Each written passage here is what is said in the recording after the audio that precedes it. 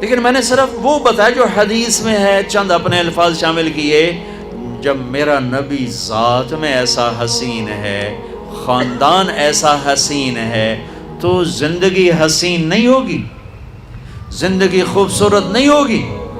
اسلام میرے نبی کی زندگی کا نام ہے، اسلام میرے نبی کی زندگی کا نام ہے، اسلام میرے نبی کے دن اور رات کا نام ہے، اسلام میرے نبی کی خلوت اور جلوت کا نام ہے، اسلام میرے نبی کے بچپن، لڑکپن، جوانی اور اللہ کے بارگاہ تک پہنچنے کا نام ہے۔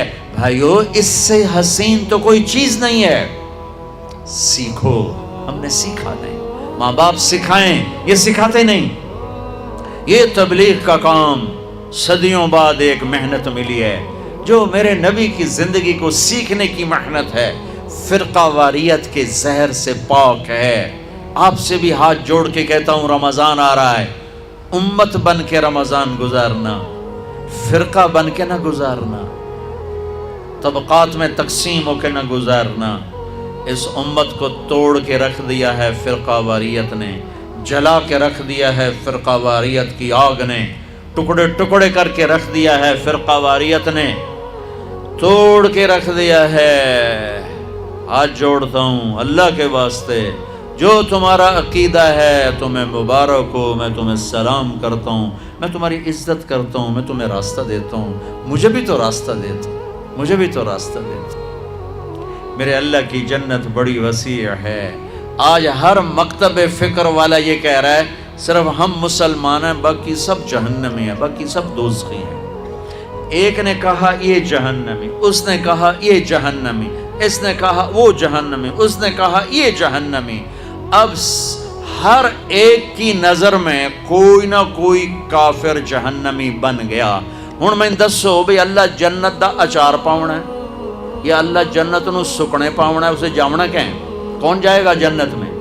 میری نظر میں آپ غلط ہو گئے، آپ کی نظر میں میں غلط ہو گیا، تو جنت اللہ نے کس لیے بنائی؟ کیا میرے نبی کی امت ختم ہو گئی، ساری دنیا سے ختم ہو گئی؟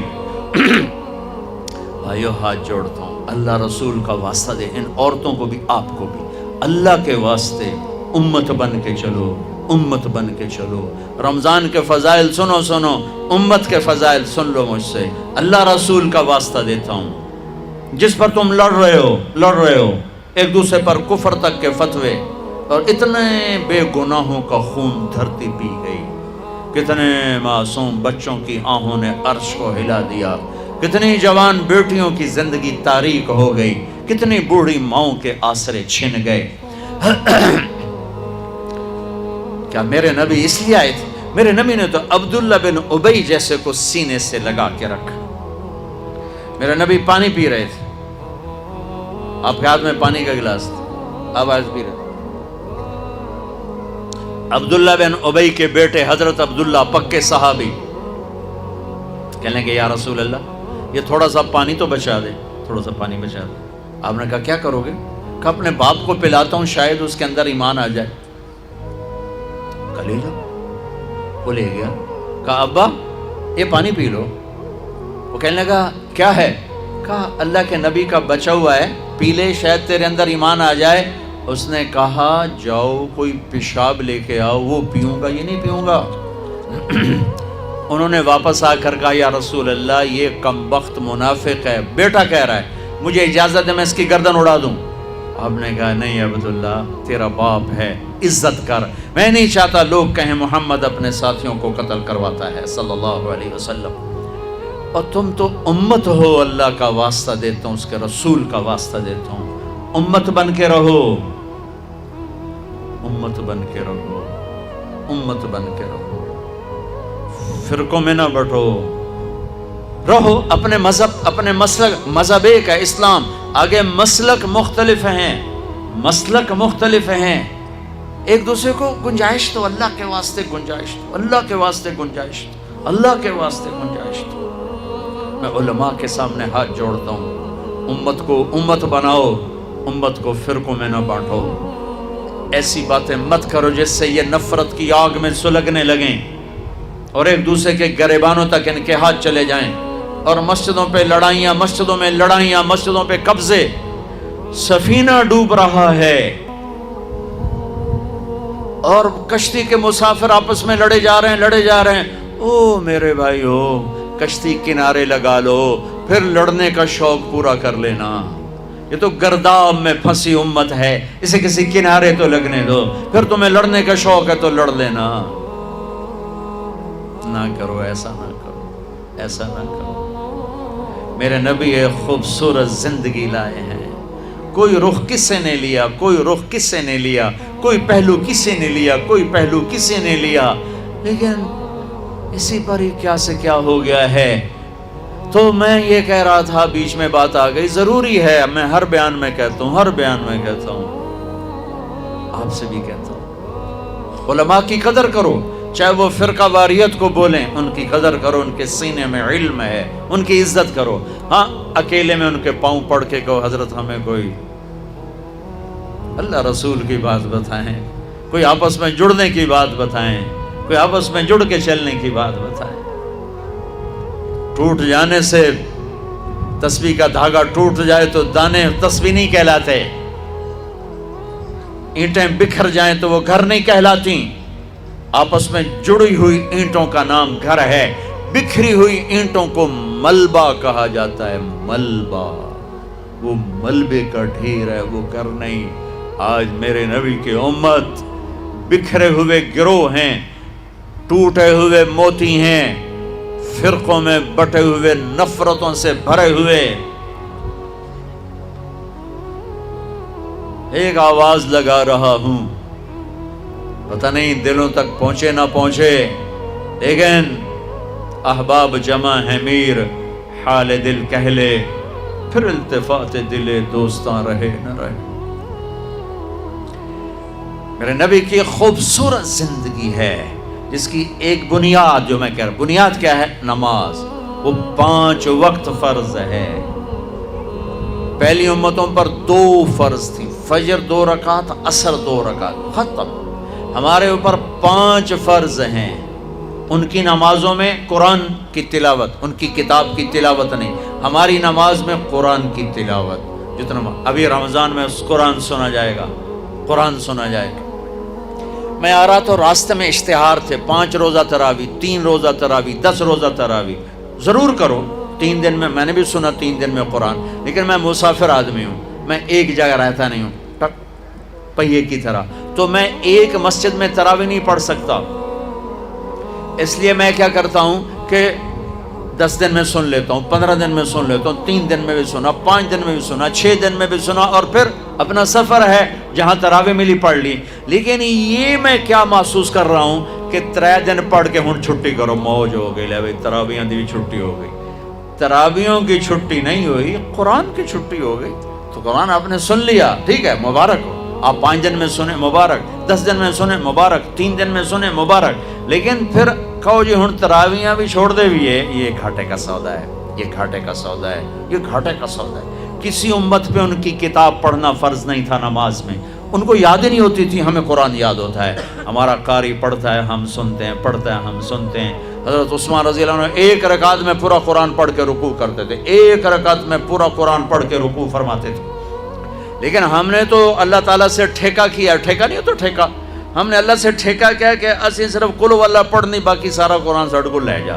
میرے پنجاب میں، میں دیہاتی آدمی ہوں، میرے پنجابی سارے صرف قل ہو اللہ پڑھنی ہے. 4 رکعتوں قل ہو اللہ، دعائے قنوت قل ہو اللہ، فجر قل ہو اللہ، ظہر قل ہو اللہ، عصر قل ہو اللہ، مغرب قل ہو اللہ، عشاء قل ہو.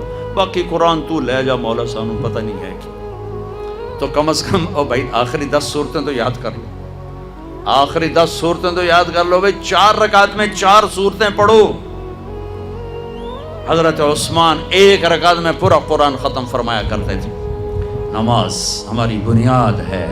الصلاۃ وما ملکت ایمانکم، اے میری امت نماز نہ چھوڑنا، نماز نہ چھوڑنا، نماز نہ چھوڑنا. باقی سارے اعمال سیزن ہیں، سیزن کے سیزن. رمضان کا سیزن آ رہا ہے. زکوٰۃ 2 منٹ کا کام ہے، آپ ساری کٹھی 1 کو دے دو، 2 کو دے دو، 10 کو دے دو، پورے سال میں تقسیم کر کے دو، آسان کام ہے. دوسرا زکوٰۃ ہر مسلمان پہ نہیں ہے، مالدار پر ہے. مالداروں سے عرض کروں گا زکوٰۃ دیں. میرے ملک کے مالدار بہت تھوڑے ہیں جو زکوٰۃ دیتے ہیں. اگر صرف کراچی کے لوگ زکوٰۃ دیں تو کراچی سے لے کر سکردو تک کوئی غریب نہیں رہے گا. کسی غریب کی بیٹی وہ ایسے نہیں بیٹھی رہے گی کہ ہاتھ پیلے کرنے کے لیے پیسے کوئی نہ ہو. کوئی بیمار بغیر علاج کے نہیں مرے گا. صرف کراچی کے تاجر زکوٰۃ پوری دے دیں, سکردو تک کوئی غریب نہیں بچے گا. زکوٰۃ دینے والے بہت تھوڑے ہیں. حج مالداروں پر ہے. نماز ایک ایسی چیز دہرائی جاتی. اب رمضان آ رہا ہے, گرمی میں آ رہا ہے تو شیطان کہے گا کیسے روزے رکھیں گے. چھٹی لے لو, روزے کی چھٹی نہ دو, خود چھٹی لے لو. اپنے ملازم کے کام, میرے نبی نے کہا اپنے کام تھوڑا ڈالو تاکہ روزہ آسانی سے نبھا سکے, اپنے روزے کو نبھا سکے. اپنے ملازم, اپنے گھر کے نوکر نوکرانیاں, اپنے جاب کے, اپنی شاپ کے نوکر, ان سے کام تھوڑا لو. اب تم لوگوں کا سیزن ہوتا ہے رمضان, روزہ روے نہ روے سیزن لگنا چاہیے تھا. تمہیں اپنے سیزن کی فکر پڑ جاتی ہے. اور لوگ رمضان میں جنت بناتے تھے, آج کا تاجر رمضان میں پیسے بنا. جو ٹیلی ویژن والے بھی پیسے بنا رہے ہیں سارا رمضان سیزن. ان کو رمضان سے کوئی غرض نہیں, ان کو پیسہ چاہیے, ریٹنگ چاہیے. ایسے جو تاجر بیٹھے ہوئے یہ انہیں رمضان نہیں چاہیے, ان کو رمضان کا انتظار ہوتا ہے کہ پیسے بڑے آئیں گے, رمضان آئے گا پیسے بڑے آئیں گے. جائے روزے جہاں سے آئے, جائے تراویح جہاں سے آسان تھا, روکڑ چاہیے روکڑ آئے. اور میں نے ایک نوجوان سے کہا یار تو تبلیغ میں وقت دیا کر. کہا جی میرے بدن میں بڑی دردیں ہوتی ہیں, میں نہیں جا سکتا. میں نے کہا ٹھیک ہے. میں اسے دیکھتا تھا دکان پہ ایسے جانوروں کی طرح کام کرتا تھا. تو میں نے ایک دن کہا یار تجھے تبلیغ میں جاتے ہوئے دردیں ہوتی ہیں اور یہ دکان پہ تو جتنا کام ہے اتنا تبلیغ میں تو نہیں, تو یہاں تمہیں دردیں نہیں ہوتی؟ کہا جی یہاں بھی ہوتی ہیں, لیکن شام کو جب نوٹ گنتا ہوں نا سارا درد چلا جاتا ہے. ایویں چون نوٹاں دی مارے ساری ہم پیڑا ہیں. یہ جتنے ہیں نا تاجر, ان کو رمضان کا انتظار ہوتا ہے کہ پیسے بنیں گے, اس لیے انتظار نہیں ہوتا کہ بخشش ہوگی, اللہ راضی ہوگا, جنت ملے گی, روزے رکھیں گے. دیکھو رمضان, لفظ رمضان میں غور کرو. رمضان 12 مہینے, 11 مہینوں کے نام عربوں نے رکھے اور اس روزے کے مہینے کا نام اللہ نے رکھا. محرم, صفر, ربیع الاول, ربیع الثانی, جمادی الاولی, جمادی الثانی, رجب, شعبان, رمضان, شوال, ذوالقعدہ, ذوالحج.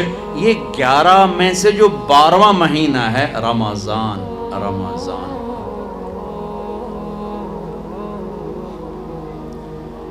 اس کا قرآن میں ذکر آیا شہر رمضان الذی انزل فیہ القرآن. اور اللہ نے قرآن کی تلاوت کی تھی جب زمین آسمان بھی نہیں بنے تو عرب کے تھو آ گئے. ٹھیک ہے, تو اللہ نے اس مہینے کا نام رمضان رکھا. رمضان کس لیے رکھا؟ رمضان کا مطلب بڑا عجیب و غریب ہے. رمضان کا مطلب ہے جل جانا. کبھی سنا؟ جل جانا. رمض یرمض, صلاۃ الاوابین حین ترمض الفصال, مسلم شریف کی روایت. جلنا, رمضان جلنا. یہ روزے اور اس لفظ رمضان جلنے میں کیا جوڑ ہے؟ جوڑ یہ ہے سبحان اللہ کہ بھوک اور پیاس اندر میں آگ لگاتے ہیں. ٹھیک ہے, آگ کا کیا کام ہے؟ جو چیز ڈالو, بھسم, کاغذ ڈالو, پرزہ ڈالو, لوہا ڈالو, لکڑ ڈالو, کپڑا ڈالو, مٹی تو سوا بن گئی. ٹھیک ہے, تو یہ جو بھوک اور پیاس, اور اب جون کا رمضان ہے تو بھوک پیاس عروج پر ہوگی, اس سے آگ بھی عروج پر ہوگی.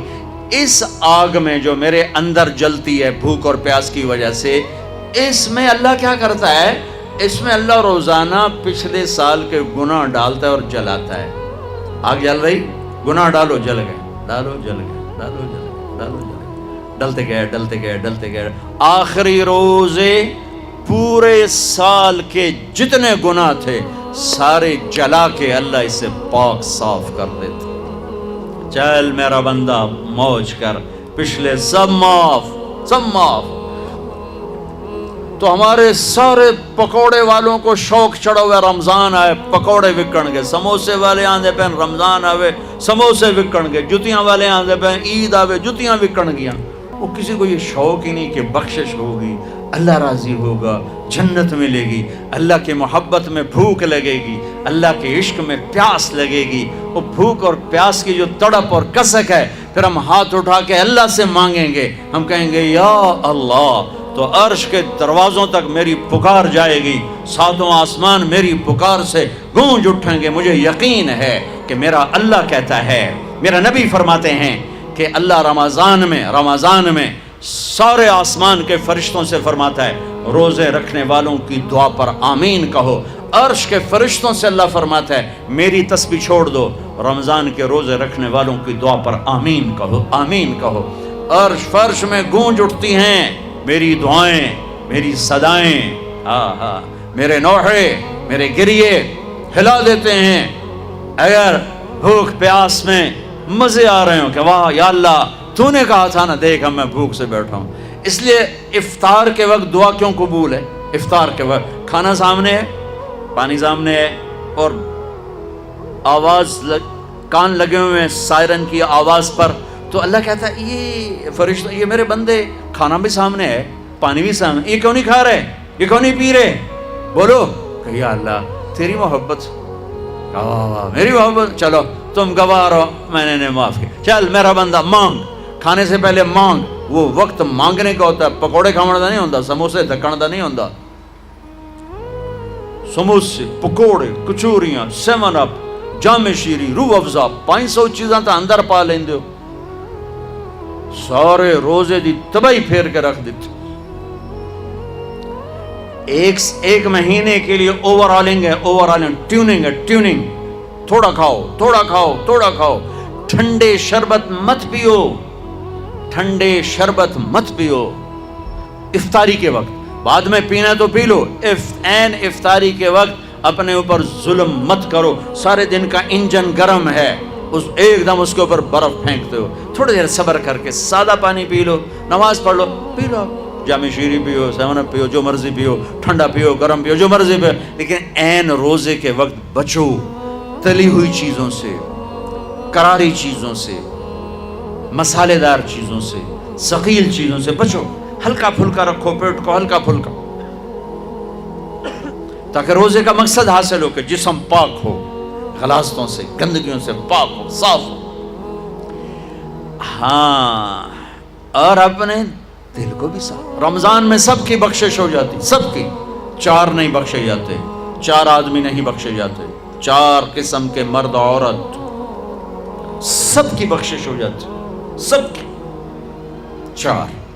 اللہ تعالی ہماری حفاظت فرما لے۔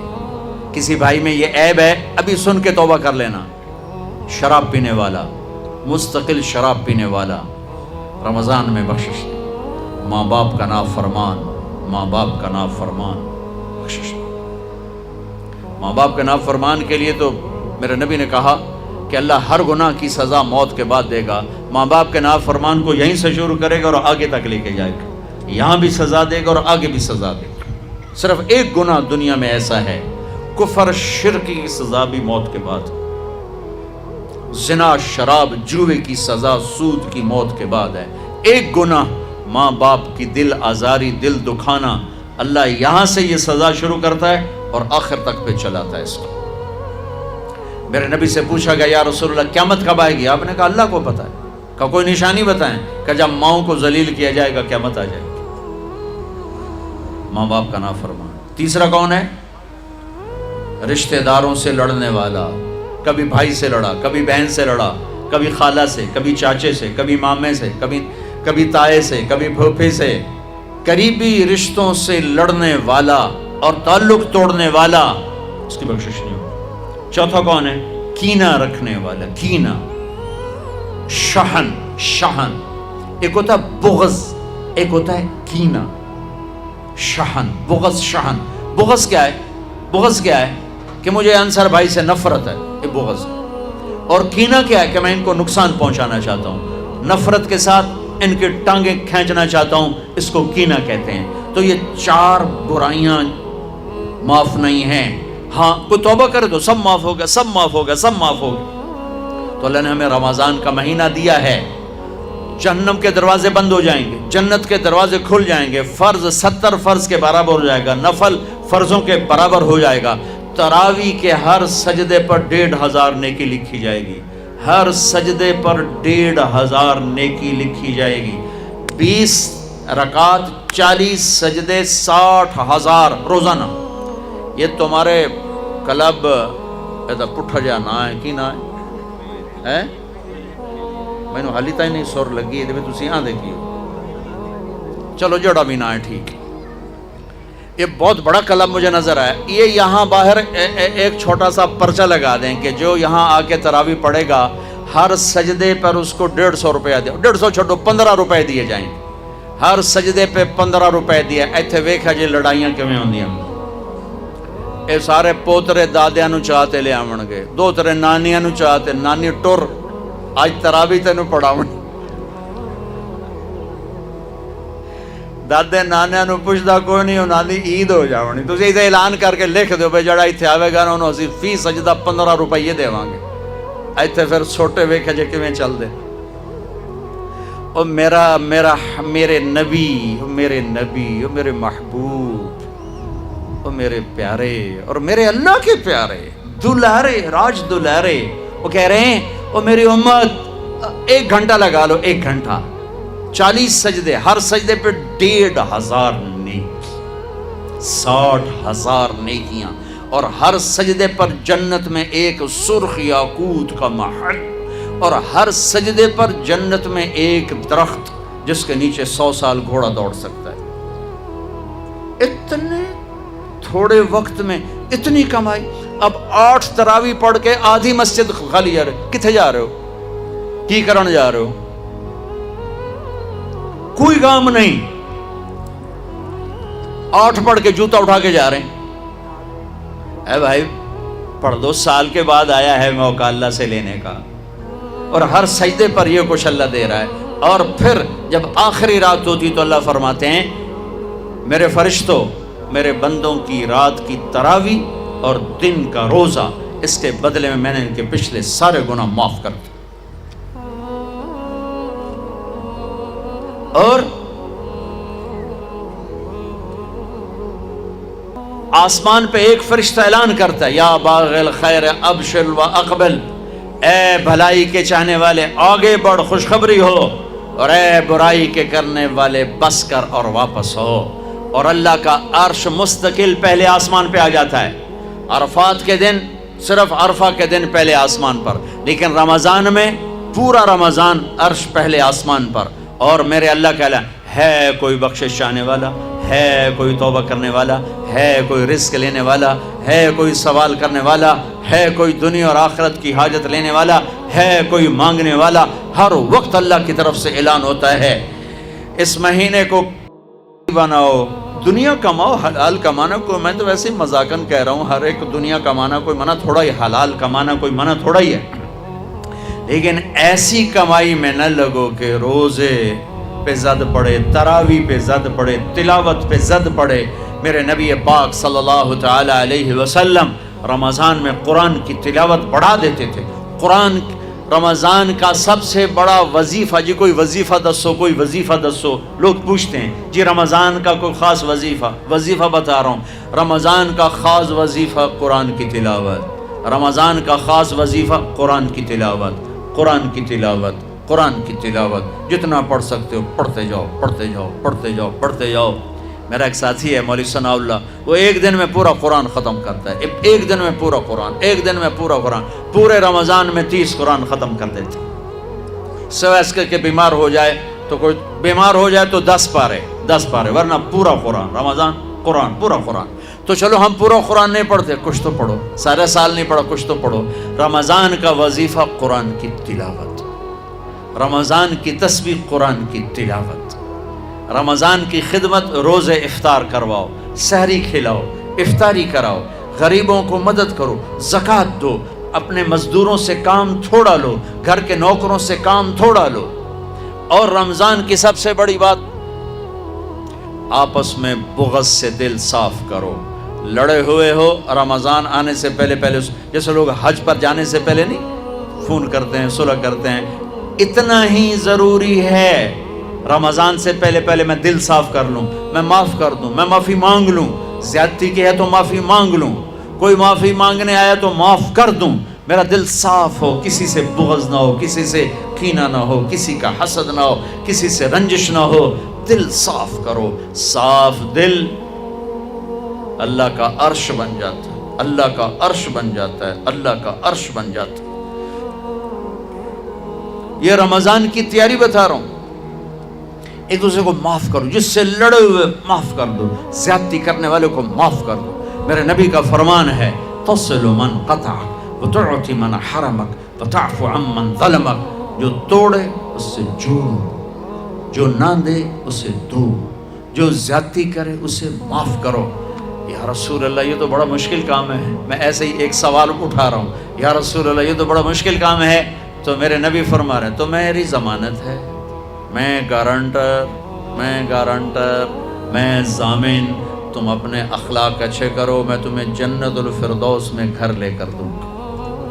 جنت الفردوس میں گھر لے کر دوں گا، تم اخلاق اچھے کرو. یہ اخلاق کی انتہا کیا ہے؟ جو توڑے جوڑو، جو نہ دے دو، جو محروم کرے عطا کرو، جو زیادتی کرے معاف کرو. یہ اسلامی معاشرہ نمازوں سے نہیں بنتا، روزے سے نہیں بنتا، تسبیح سے نہیں بنتا. اسلامی معاشرہ اچھے اخلاق سے بنتا ہے، اچھے اخلاق سے بنتا ہے، اچھے اخلاق سے بنتا ہے. ان بیویوں سے کہتا ہوں اپنے خامند کو سب سے زیادہ عزت اہمیت دو.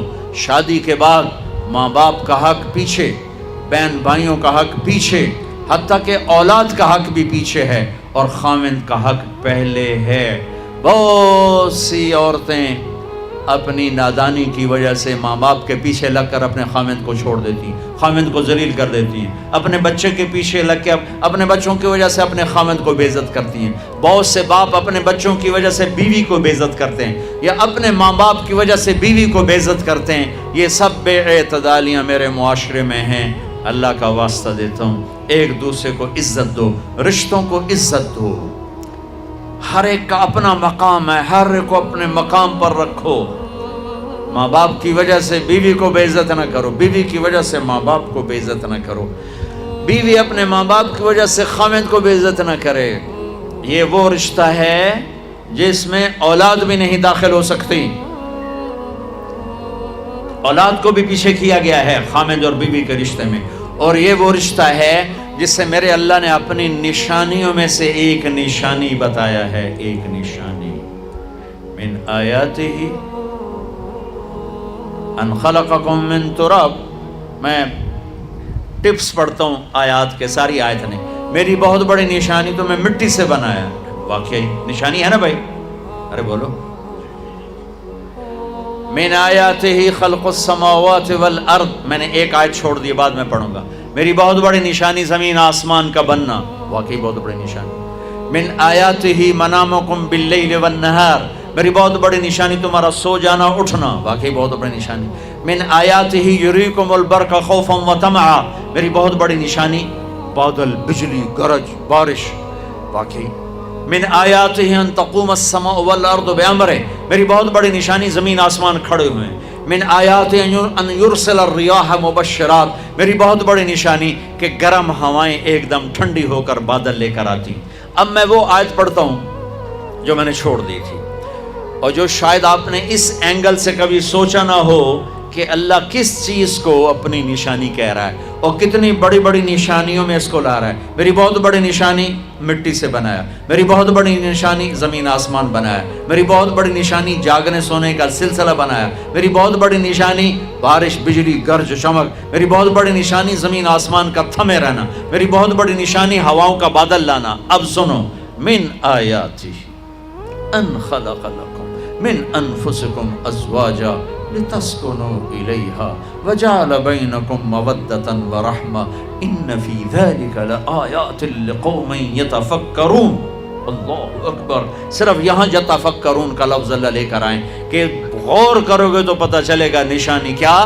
میرا اللہ کہہ رہا ہے کہ میری بہت بڑی نشانی ہے کہ میں نے خاوند اور بیوی کا رشتہ بنایا۔ کبھی یہ اس طرف دھیان گیا ہے کہ یہ جو ہم خاوند بیوی بیٹھے ہیں یہ اللہ کی بہت بڑی نشانی؟ کبھی خیال ہے؟ اللہ اکبر! اللہ نے ماں باپ کا رشتہ بنایا، اسے نشانی نہیں کہا۔ اللہ تعالیٰ نے اولاد کا رشتہ بنایا، اسے نشانی نہیں کہا۔ اللہ نے دادے پوتے بھی جتلائے، اسے نشانی نہیں کہا۔ اللہ نے پھوپھی خالہ بھی بتائیں، دادیاں نانیاں بھی بتائیں، اسے اللہ تعالیٰ نے نشانی نہیں فرمایا۔ نشانی کسے فرمایا؟ خاوند اور بیوی، یہ میں نے رشتہ بنایا، یہ میری کتنی بڑی نشانی ہے۔ اس ایک رشتے کو باقی رکھنے کے لیے سینکڑوں آیات ہیں، سینکڑوں آیات۔ اور طلاق سے نفرت کا اظہار، میرے نبی نے کہا علی طلاق سے بچنا، جب طلاق دی جاتی اللہ کا عرش کانپ اٹھتا ہے۔ ناجائز طلاق، بے جا، ضرورت کی وجہ سے طلاق لی بھی جا سکتی، دی بھی جا سکتی۔ یہ میں ایک اضافہ کروں گا، بہت سی بچیاں نہیں گزارا ہو رہا، خاوند بدتمیز ہے یا سسرال ظالم ہے، وہ کہتی ماں سے میرا گزارا نہیں ہو رہا، میری جان چھڑا دو۔ نہیں بیٹی، گزارا کرنا ہوگا، صبر کرنا ہوگا، گزارا کرنا ہوگا، یہیں رہنا ہوگا۔ یہ ماں باپ کا ظلم ہے، یہ ماں باپ کا اپنی اولاد پر ظلم ہے۔ ہمارا تو زمیندارہ ماحول ہے پنجاب کا۔ میں نے اپنے ہی خاندان کی بتاتا ہوں، بچیوں پہ ظلم ہوتے دیکھے، پھر ان کی فریادیں بھی سنی، پھر ان کے ماں باپ کا ظلم دیکھا۔ اتھا ہی رہنا ہے، اتھا ہی گزارا کرنا ہے، بس اسا ایک باری تیرا کر دیتا ہے، ہن اسا کوئی نہیں کرنا، پچھا مڑ کے نہ پیاویں، جویں کرنا ہی کر، ساڈا کوئی ذمہ نہیں۔ ماں باپ کہتے ہیں، ماں باپ کہتے ہیں۔ اور وہ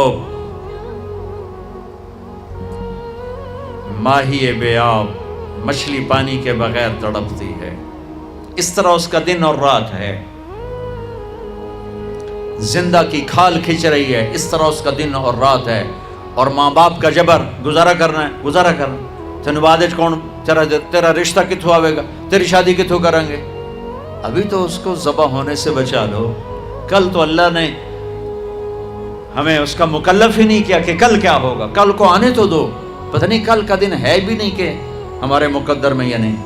ہم کل کے لیے اپنی بچیوں کو ذبح کر دیتے۔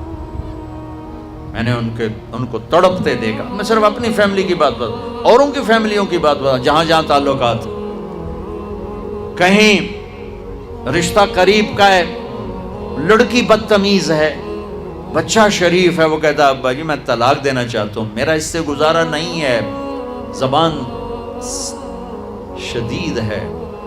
آئے میرے بھائیو، گھروں کی آبادی اللہ کی قسم، مالدار ہو یا غریب ہو، صرف اچھے اخلاق سے ہوتی ہے، اور گھروں کی بربادی مالدار ہو یا غریب ہو برے اخلاق سے ہوتی ہے، برے اخلاق سے ہوتی ہے۔ دو واقعے اوپر نیچے ہوئے۔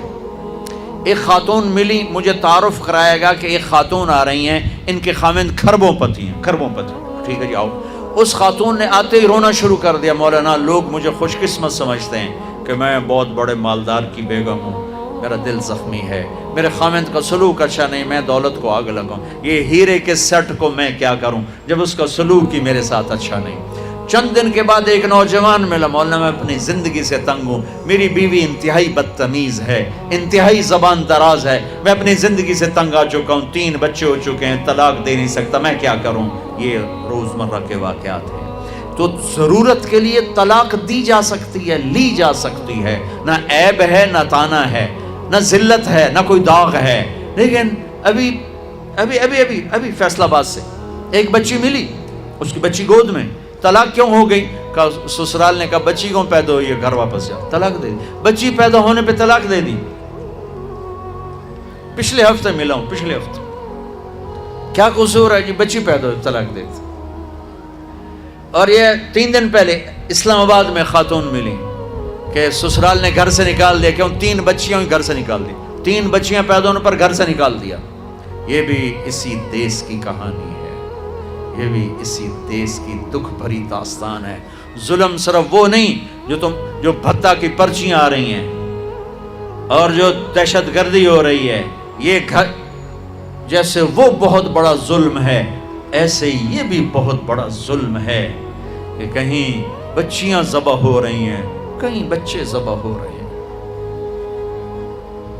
پھر ایک اور ظلم اس کے ساتھ ہے، خاندان سے باہر نہیں کرنی، خاندان میں کریں گے. ہم راجپوت ہیں، میں اپنی بات کر، ہم راجپوت ہیں، ہم اس سے باہر نہیں کرتے. ہم شیخ ہیں، ہم باہر نہیں کرتے. ہم میمن ہیں، ہم باہر نہیں کرتے. ہم پٹھان ہیں، ہم باہر نہیں کرتے. ہم ارائیں، ہم باہر نہیں کرتے. اس بت کو توڑو، اس سے بڑی بچیاں برباد ہوئی ہیں، بڑی زندگیاں برباد ہوئی ہیں. میرے نبی نے فرمایا دین دیکھو، اخلاق دین جہاں دیکھو رشتہ کر دو. اگر بچہ اپنی پسند کا اظہار کر دے تو اسے نافرمانی نہ سمجھو کہ تو اپنی پسند کا اظہار کیوں کرتا ہے. اگر بچی اپنی پسند کا کہہ دے کہ میری یہاں شادی کریں تو اسے بے ادب، اسے بے حیا نہ سمجھو. اس نے حیا کے ساتھ شریعت کے مطابق ایک چیز کا مطالبہ کیا ہے. اللہ کا واسطہ دیتا ہوں ماں باپ کو، اپنے بچے بچیوں کی شادی میں ان کی رائے لو، ان کی رائے لو، ان کی رائے لو. ایک خاتون نے مجھے بتایا کہ میرا رشتہ آیا اور میرے ماں باپ دوسرے کمرے میں بیٹھ کے مشورے کر رہے کہ کرنا ہے کہ نہیں کرنا، مجھے ہی نہیں رہے کہ تیرا رشتہ آیا ہے. اور بچیوں سے پوچھنا عیب سمجھ، مجھے تمہارے کراچی کے نہیں پتا، میرے پنجاب کی تہذیب یہی ہے، بچیوں سے پوچھنا عیب. بس کر دیتا تیرا، ایتھا ہی کرنا ہے، ایتھا ہی کرنا ہے، اور کوئی گل دوئی ہے ہی کوئی نہیں. شرابی سے بات، میرے اپنے عزیز دوستوں کی بہت بڑی فہم، بہت بڑا زمیندار گھرانہ. ایک بچی نے فون کہا، مولانا صاحب صرف مجھے فون آیا کہ تیرے آسان تیری منگنی کر چھڑی ہے، بس فلانی تاریخ نو تیرا نکاح ہے. ٹھیک ہے، میرے ماں باپ ہیں، کر دیا، میں حاضر ہوں. لیکن مولانا اتنا تو میرا حق تھا کہ شرابی سے تو نہ کرتے، ایک شرابی سے میرا نکاح کرتے. میرے خاندان میں اور لڑکے بھی تھے، ایک شراب، ان کو پتہ یہ شراب پیتا ہے، میری زندگی رل گئی اس کے پیچھے، شرابی کے پیچھے. ماں باپ کو ہاتھ جوڑتا ہوں، نکاح بچے بچی کا حق ہے، ان کی رائے کا احترام دو، مسلط مت کرو، یہیں کریں گے اور کہیں نہیں کریں گے. اولاد کو نافرمان کر دیا، زنا کے راستوں پر چلا دیا. بچوں سے کہتا ہوں، ہاتھ جوڑتا ہوں، اللہ کا واسطہ کورٹ میرج نہ کرو، لو میرج نہ کرو. ماں باپ کی دعا لو، ماں باپ کی دعا لو، ماں باپ کی دعا لو. یہ کورٹ میرج، لو میرج تمہیں تباہ کر دے گی، ہلاک کر دے گی. یہ محبت کا نشہ چند دنوں میں اتر جاتا ہے. عاشق معشوق اور ہوتے ہیں، خامن بیوی اور ہوتے ہیں، حقائق اور ہوتے ہیں، تصور تخیل اور ہوتے ہیں. میرے رب نے ایک اعتدال کا دین پیش کیا ہے، ایک اعتدال کا دین پیش کیا ہے. شادی بچے کا حق ہے، بچی کا حق. ماں باپ پیش کر، بیٹا یہ پیغام ہے، کر دیں، بیٹی یہ پیغام ہے، کر دیں. بیٹا پسند کا اظہار کرے، اسے نافرمان نہ سمجھو. بیٹی اپنی پسند کا اظہار کر دے، اسے نافرمان نہ سمجھو. صحابہ کی سیرت اٹھا کے پڑھو، صحابیات کی سیرت اٹھا کے پڑھو. ایک خاتون، یا رسول اللہ میں آپ سے شادی کرنا چاہتی ہوں، یا رسول اللہ میں آپ سے شادی کرنا چاہتی ہوں. صحابیہ کروڑوں رابعہ بصری قربان کی جائیں صحابیہ پر.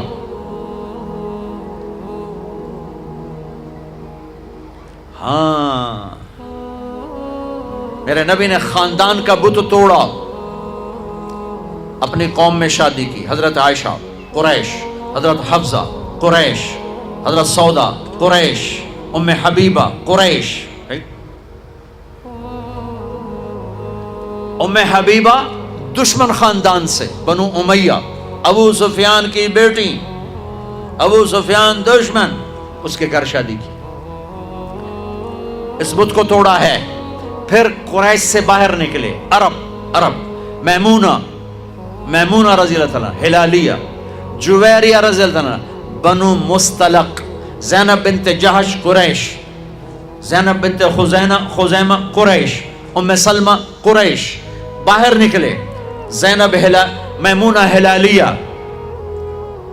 قریش سے باہر، جویریہ بنو مستلق قریش سے باہر. پھر ایک قدم آگے عربوں کے باہر شادی کی، یہودیوں میں.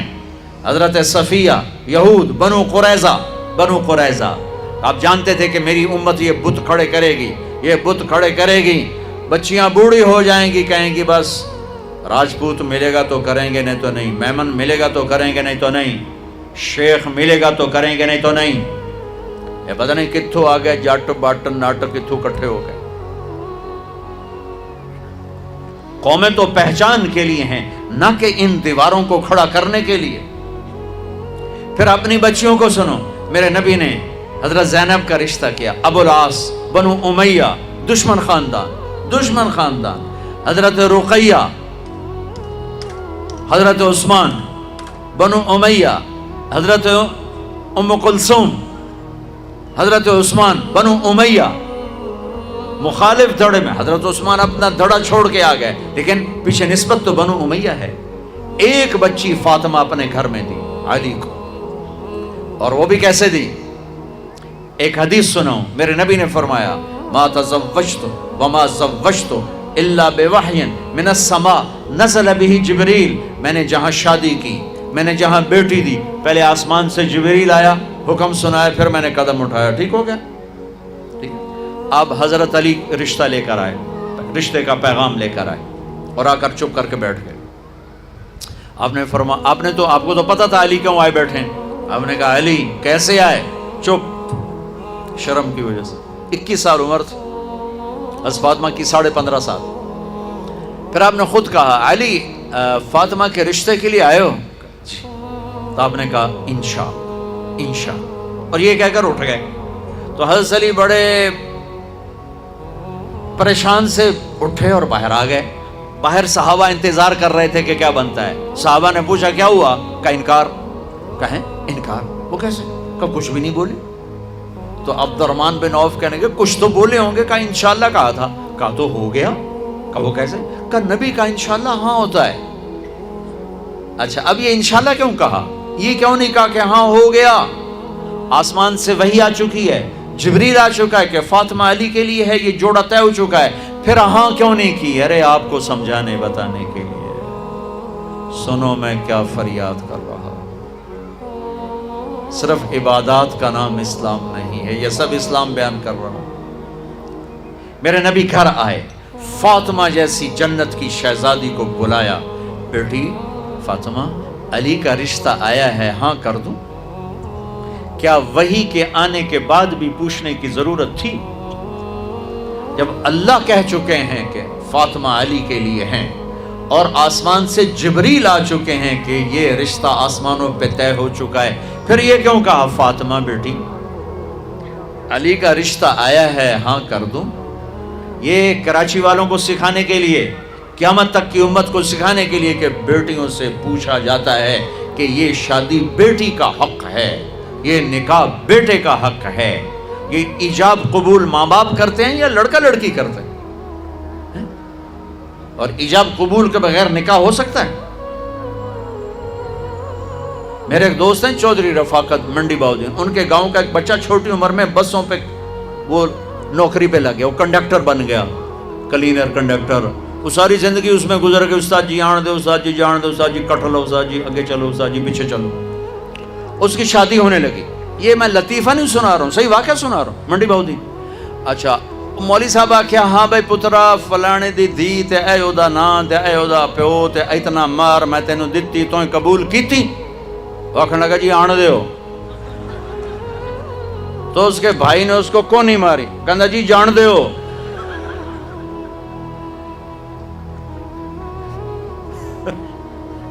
وہ سمجھا شاید بھی آن دے ہو تو جان دے ہو، کٹ لو تے کر لو۔ ایجاب قبول کتنے ضروری لفظ ہیں کہ جب تک لڑکی لڑکا یہ نہیں کہیں گے نکاح نہیں ہوگا۔ یہ ماں باپ کا حق ہے، یہ بچوں کا حق ہے۔ تو آج ماں باپ کیوں ظلم کرتے ہیں کہ زبردستی اپنی مرضی کی شادی مسلط کرتے ہیں؟ اللہ کرے ہماری اولاد ہماری مرضی پہ شادی کرے۔ بچوں سے کہتا ہوں ماں باپ کی مرضی کی شادی کرو، ماں باپ کی مرضی کی شادی کرو، ماں باپ کی مرضی کی شادی کرو۔ میں تمہیں بغاوت کی راہیں نہیں دکھا رہا، لیکن جو ماں باپ جبر کر رہے ہیں میں اس کے سامنے ہاتھ جوڑ رہا ہوں، اس کے سامنے ہاتھ جوڑ رہا ہوں کہ واقعات سن سن کے دیکھ دیکھ کے میرا کلیجہ پکا ہوا ہے۔ میں اس لیے بول رہا ہوں یہ وہ مضامین ہیں جو نئی ممبر سے بیان کیے جاتے، میں بول رہا ہوں کہ یہ میرے معاشرے کی دکھتی ہوئی رگیں ہیں۔ جہاں نیکی دیکھو وہاں رشتہ دے دو، چاہے خاندان، ہاں خاندان میں کو ترجیح دو، خاندان کو ترجیح دو، کوئی شک نہیں، لیکن اگر خاندان میں جوڑ نہیں باہر تلاش کرو۔ ہمارے جی ہم بچی والے، ہم کیسے جائیں؟ بچی والے نہیں جا سکتے، یہ تو ہندوستان کی ہندی ثقافت ہے۔ میری بیٹی جوان ہے، میرے ذمہ میں اپنی بیٹی کا رشتہ تلاش کروں، میں جا کر کہوں بھئی میری بچی جوان ہے، اگر آپ کو مناسب لگے تو آپ ہمارا پیغام قبول کر لیں. لیکن ہم اپنی بچیوں کو بوڑھا کر دیتے ہیں، کوئی رشتہ آئے تو کریں، کوئی رشتہ آئے تو کریں. پھر ایک یہ رشتے کرانے والیوں کا چکر ہے، اس نے کتنے گھر تباہ کر دیے. تو ماں باپ سے کہتا ہوں رائے لو، اولاد سے کہتا ہوں ماں باپ کے خلاف نہ جاؤ، نہ جاؤ، نہ جاؤ، نہ جاؤ. برکت کیا، دین سارا ہاتھ سے نکل جائے گا. لیکن سن لو میرے نبی کی زندگی اور بات اور سنت اور سیرت اور شریعت. فاطمہ علی کا رشتہ آیا ہے، کر دوں؟ فاطمہ جیسی بچی انکار کر سکتی تھی، اور علی جیسا رشتہ انکار کر سکتی تھی. وہاں ہاں کے سوا کچھ نہیں تھا. یا رسول اللہ جیسے آپ مناسب سمجھیں. یہ انشاءاللہ اس لیے کہا تھا کہ پہلے فاطمہ سے پوچھو، پھر آپ اسی قدموں پر واپس آئے. علی جی مجمع کٹھا کرو. مجمع کٹھا ہو گیا. آپ ممبر پر کھڑے ہوئے، علی کو سامنے بٹھایا، کہا لوگو جبریل اللہ کا پیغام لائیں کہ میں اپنی بیٹی فاطمہ علی کے نکاح میں دے دوں. اور علی خطبہ پڑھنے کے بعد، میں نے 400 درہم پر اپنی بچی کو تیرے فاطمہ بنت محمد کو تیرے نکاح میں دیا، تو نے قبول کیا؟ ویسے سامنے بیٹھے تھے، کہا جی قبول کیا، اور سجدے میں سر رکھ دیا. پھر جب رخصتی ہوئی تو آپ نے بلوایا. ایک اور بات چلی، بچی کو خود گھر چھوڑ کے آؤ سسرال. یہ کیسے احمق لوگ، یہ کہاں کی باتیں کرتے ہیں؟ فطرت کے خلاف. دین تو دین ہے، فطرت کے خلاف کہ بچی کو خامد کو سسرال کے گھر چھوڑ کے آ جاؤ. اس کے حقدار تو میرے نبی کی بیٹیاں تھیں. آپ نے علی کو بلایا، کہا اپنی امانت لے کے جاؤ. حضرت علی خود آئے، ساتھ ان کے بھائی عقیل آئے، ساتھ میں ایمن آئی، سلمان فارسی آئے، اور آپ نے علی کو اندر بلایا. فاطمہ کو دلہن بنایا گیا. عائشہ، ام سلمہ، حفصہ رضی اللہ عنہ نے دلہن بنایا. اور آپ نے فاطمہ کا ہاتھ پکڑ کے علی کے ہاتھ میں دیا، کہا علی نبی کی بیٹی مبارک ہو. پھر فرمایا میری بیٹی فاطمہ، میرے خاندان میں جو مجھے سب سے زیادہ محبوب تھا، میں نے تیرا ہاتھ اس کے ہاتھ میں دیا ہے. پوچھو اللہ کے واسطے پوچھو. یہ رشتہ بڑا اہم ہے. من آیات ہی، یہ میری نشانیوں میں سے میں نے خامد اور بیوی کا رشتہ بنایا. اللہ اس کو اپنی نشانیاں بتا رہا ہے. اس پر سینکڑوں آیات ہیں کہ یہ رشتہ باقی رہے، ٹوٹے نہیں، ٹوٹے نہیں، ٹوٹے نہیں. آج کا سسرالی ظلم، ساس سسر کا ظلم کتنے گھر برباد کر چکا ہے. کہیں بچیوں کی نادانی اور نافرمانی اور بد زبانی شریف ترین نوجوانوں کو ذلیل کر چکی. میں سب کو بیلنس کر کے بتا رہا ہوں. اپنے خامد کا حق پہچانو، اپنی بیوی کا حق پہچانو. میرے نبی نے فرمایا بہترین مسلمان جو بیوی سے اچھا سلوک کرے. میرے نبی نے فرمایا میری شریعت میں سجدہ ہوتا تو بیوی سے کہتا خامد کو سجدہ کر. بھائیو بہنوں، یہ معاشرت ہے، معاشرت. اس کو سیکھو، اس کو سیکھو. ماں باپ کو اپنی جگہ پہ رکھو. میرے نبی نے فرمایا میری ماں اگر زندہ ہوتی تو تم دیکھتے میں کیا خدمت کرتا. میں عشاء کی نماز کے مصلی پہ ہوتا، سورۃ فاتحہ پڑھ رہا ہوتا. ادھر سے آواز آتی میرے کمرے سے، میرے گھر سے، بیٹا محمد. تو میں نماز توڑ کے کہتا لبیک اماں جی. نماز میں کون سی نماز؟ فرض، عشاء فرض. لبیک اماں جی، لبیک. حاضر. نماز بعد میں ہوگی، پہلے آپ کا حکم سنا جائے گا. باپ تیری جنت کا دروازہ ہے، جنت تیری ماں کے قدموں تلے ہے. آپ نے فرمایا سب لوگ جنت میں جائیں گے، اویس بھی جائے گا. اویس کرنی. جب جنت کے دروازے پر پہنچیں گے تو اللہ کہیں گے باقی چلے جائیں، اویس کو روک لو. اویس کرنی گھبرا جائیں گے کہ یا اللہ ابو ہوتے آ کے بریکہ کیوں لگ گئی ہیں. خیر ہے. تو اللہ تعالیٰ فرمائیں گے پیچھے دیکھو. ویسے دیکھیں گے تو جہنمی کھڑے ہوں گے، جہنمی. تو میرے اللہ کہیں گے اویس تیری ماں کی خدمت کا صلہ دینا چاہتا ہوں. یہ جہنمی کھڑے ہیں، انگلی اٹھا. جدھر جدھر تیری انگلی پھرے گی تیری تو فیل سب کچھ جنت میں ڈال دوں گا. ماں کی خدمت، ماں کی خدمت. ان ماؤں سے کہتا ہوں آنے والی بہو پر زیادتی نہ کرو، ظلم نہ کرو، اپنا حق اتنا نہ جتلاؤ کہ خامد اور بیوی کی زندگی برباد ہو جائے۔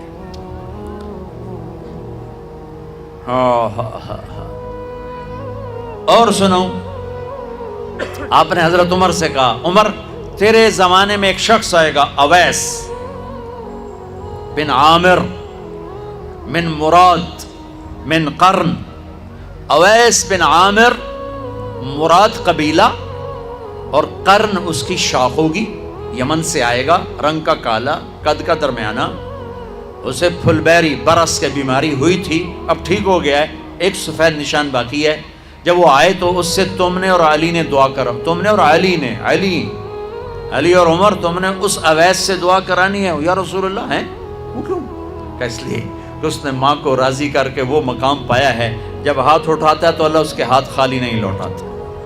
علی اور عمر سے کہا جا رہا ہے، علی عمر کو ضرورت نہیں تھی اویس کی دعا کی، ہمیں پیغام دینا تھا کہ ماؤں کی خدمت کیسے چھوٹوں کو بڑا بنا دیتی ہے، کیسے چھوٹوں کو کیا مقام مل جاتا ہے۔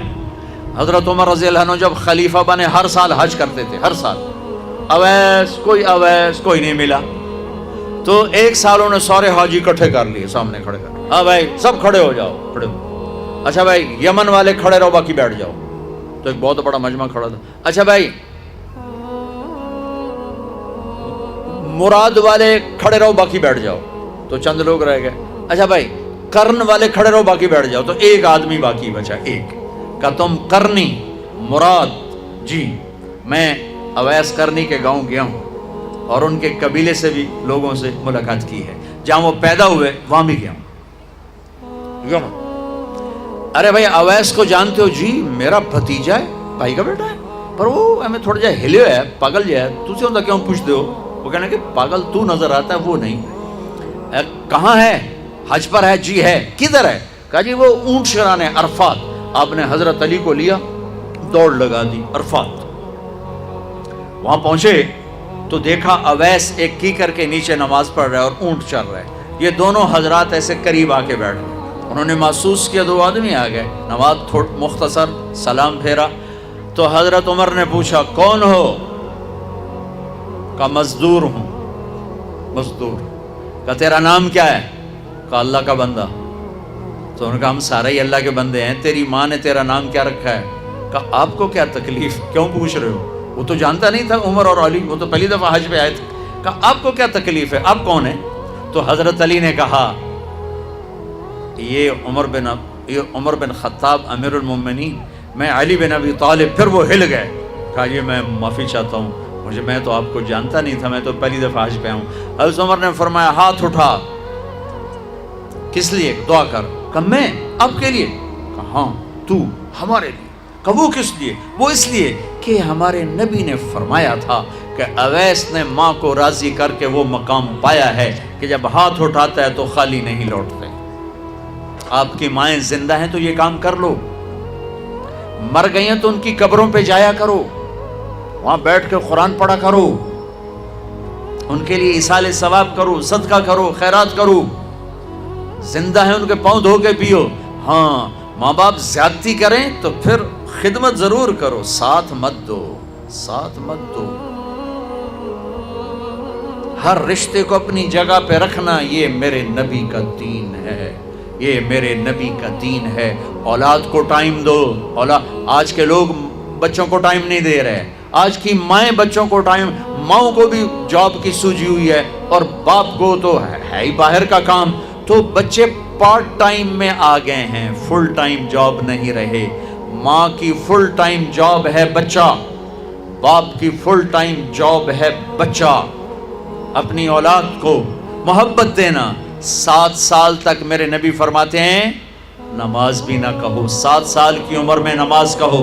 7 سال تک بچہ سن کے نہیں سیکھتا، دیکھ کے سیکھتا ہے، دیکھ کے۔ ہم 3 سال کے بچے کو اسکول ڈال دیتے ہیں، اس کے سارے نیورون جل جاتے ہیں، ہم سمجھتے ہیں اے فار ایپل پڑھائی ہے، اللہ کی قسم نہیں نہیں نہیں نہیں، یہ ہم ظلم کر رہے ہیں اپنے بچوں پر۔ 3 سال کے بچے کو اسکول ڈالنا، اے فار ایپل کا نام پڑھائی نہیں ہے، 2 + 2 = 4 کا نام پڑھائی نہیں ہے، یہ 7 سال کی عمر ہے بچے کو انسان بنانے کی، انسان بنانے کی. اس کو چھوٹا نہ سمجھو، یہ مکمل ہو چکا ہے لاشعور میں، لاشعور میں. ماں ٹائم دے، ماں ٹائم دے، محبت دے، محبت میں میٹھے بول کے ساتھ سچائی بتائے، اخلاق بتائے، نبوت بتائے، رسالت بتائے، اللہ بتائے، جنت بتائے، آخرت بتائے، رشتوں کی قدر بتائے. لیکن ہم کیا کرتے ہیں کہ بچے کو ماں خود دور کر کے سکول ڈال دیتی. سکول، وہ ایک بچہ جو ماں کی توجہ کا تھا وہ 30 بچوں میں جا بیٹھتا ہے، 40 بچوں میں جا بیٹھتا ہے، 50 بچوں میں جا بیٹھتا ہے. آگے پڑھانے والی جو ٹیچر ہے وہ تنخواہ دار ہے، وہ ماں نہیں ہے. اس کا جذبہ ماں والا نہیں ہو سکتا. ایک ماں ایک بچے کو ٹائم دینے سے جان چھڑا کر 3 سال کے بچہ پیمپر لگا ہوا اسکول چھوڑ کے آ گئی. یہ ظالم ماں باپ ہیں. میری تم سمجھ نہ سمجھو لیکن مجھے صحیح بات کہنا میری ذمہ داری ہے، میری ذمہ داری ہے. اس بچے کو ماں نے جب دور کیا تو اس نے اپنے آپ سے کاٹ دیا اس بچے کو. جب وہ واپس آیا تو اس کو کارٹون پہ بٹھا دیا اور مزید کاٹ دیا. تھوڑا سا بڑا ٹیوٹر کے پاس بٹھا دیا، کارٹون پر بٹھا دیا، کمپیوٹر پر بٹھا دیا. کارٹون، آج کے ہمارے بچے بڑے مظلوم ہیں. سارا دن کارٹون ویکھ انہوں نے ماں بھی کارٹون نظر آمدی، پیو بھی کارٹون نظر آمدا، ہر جگہ کارٹون نظر آمدا. وہ کارٹون نہ طرح کدی اتے کدی ہیٹ، کدی اتے کدی ہیٹ. وہ انسان کی طرح سوچتے ہی نہیں ہیں. یہ ماں باپ کی جہالت ہے، زیادتی ہے. ماں نہیں سنبھال سکی، تھوڑی سی تنخواہ لینے والی ٹیچر کیسے سنبھالے؟ پھر ہمارے تعلیمی ادارے نہیں ہیں، کاروباری ادارے ہیں.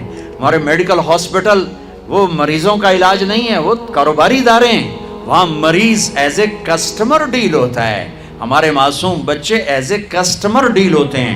اور تاجر کون ہوتا ہے؟ جو پیسے تھوڑے دے کام زیادہ کروائے، پیسے تھوڑے دے کام زیادہ کروائے.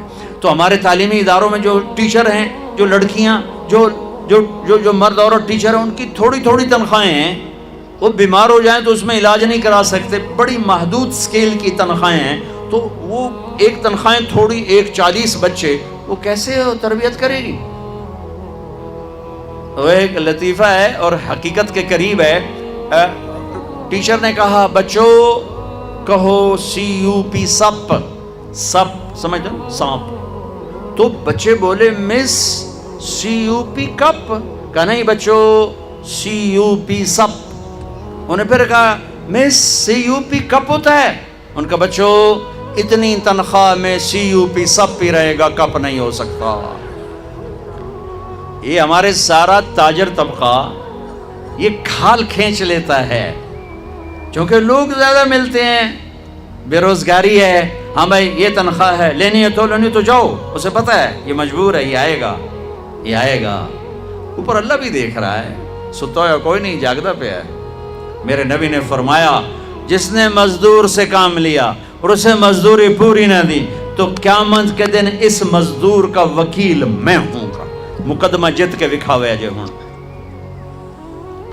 تو ایک ماں 4 بچے نہیں سنبھالتی، وہ ایک ٹیچر سے 40 بچے کے طرف کہتی ہے میرے بچے سنبھالوں. کیسے؟ ماں بنو، باپ بنو، ٹائم دو. یہ میں نہیں کہتا ہوں ان کے سروں پر بیٹھ جاؤ، جتنا ٹائم دو محبت سے. ٹیلی فون آف کر دو. اس موبائل نے لائف کوالٹی کو تباہ کر دیا ہے. ٹوائلٹ کے اندر بیٹھ کے بے وقوف سودے کر رہے ہیں. مال چکا دیا جائے، گاڑی چلی گئی ہے. اب ٹوائلٹ کے اندر ٹوائلٹ کے بے وقوف وہ کام کر جو کرنے آیا ہے. سودے کر رہے ہوتے ہیں ٹوائلٹ کے اندر. گاڑی چل رہی، ٹیلی فون چل رہا ہے. گاڑی کتنا ٹکر ہو گئی. پھر روٹی کھا رہے ہیں، ٹیلی فون سن رہے ہیں. روٹی کھا رہے ہیں، ٹیلی فون سن رہے ہیں. روٹی کھا رہے ہیں، ٹی وی دیکھ رہے ہیں. اب میرے نبی بڑی پیاری زندگی لے کر آئے ہیں.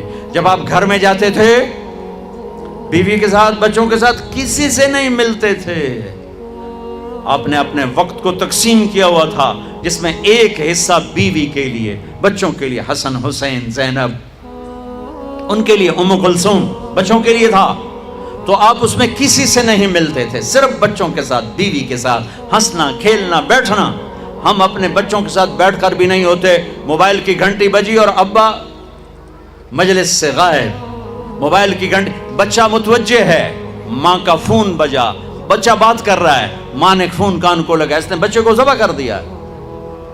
کان دو، کان کان سنو اپنے، اگر چھوٹے بچے ہیں کیا بڑے بچے ہیں، سنو اپنے بچوں. ہم سنتے نہیں. کان دو کان. یہ واحد 5 سینسر میں ایسا سینسر ہے جو بند نہیں ہوتا. آنکھیں بند، اب میں نہیں دیکھ رہا.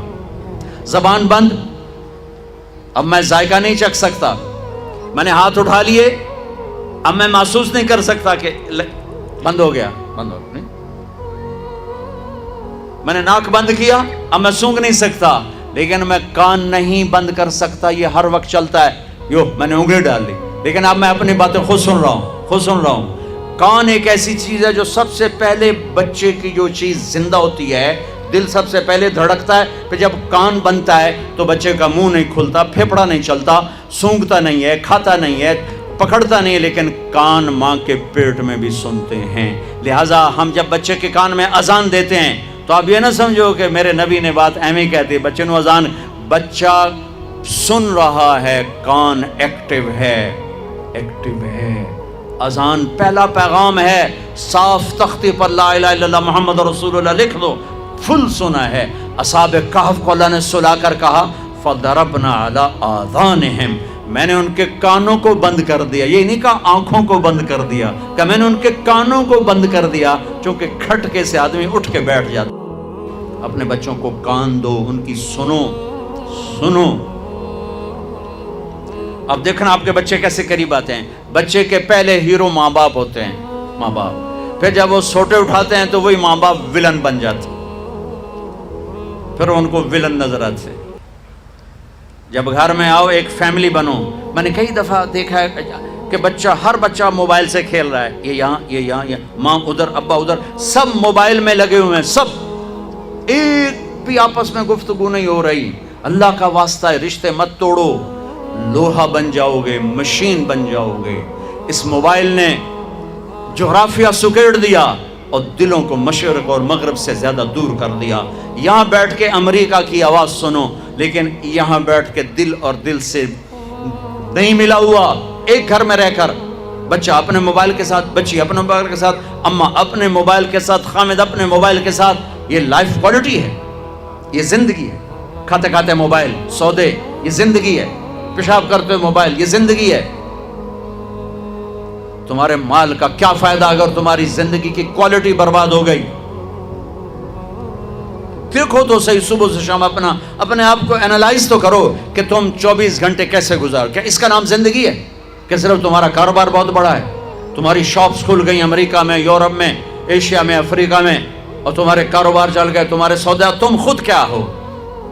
تمہاری اپنی زندگی کیا ہے؟ اٹھو تو موبائل کان سے، لیٹو تو موبائل کان سے، بیٹھو تو موبائل کان سے. جب اپنے بچوں میں بیٹھو، خامد بیوی بچے، موبائل بند کر دو، آپس میں بیٹھو. یہ بیٹھنا تربیت ہے. نصیحت کرنا تربیت نہیں ہوتی، رویے تربیت ہوتے ہیں. رویے، سلوک. بیوی کو محبت دو، بیوی خامد کو محبت دے.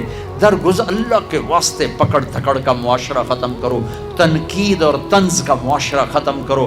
مائیں چھوٹے سے بچے کو بڑا بنانے کے چکر میں ادھر سے تھپڑ، ادھر سے تھپڑ، یہاں نہیں بیٹھنا، یہاں نہیں بیٹھنا، یہ نہیں کھانا، وہ نہیں کھانا، یہ کیا کیا، وہ کیا کیا.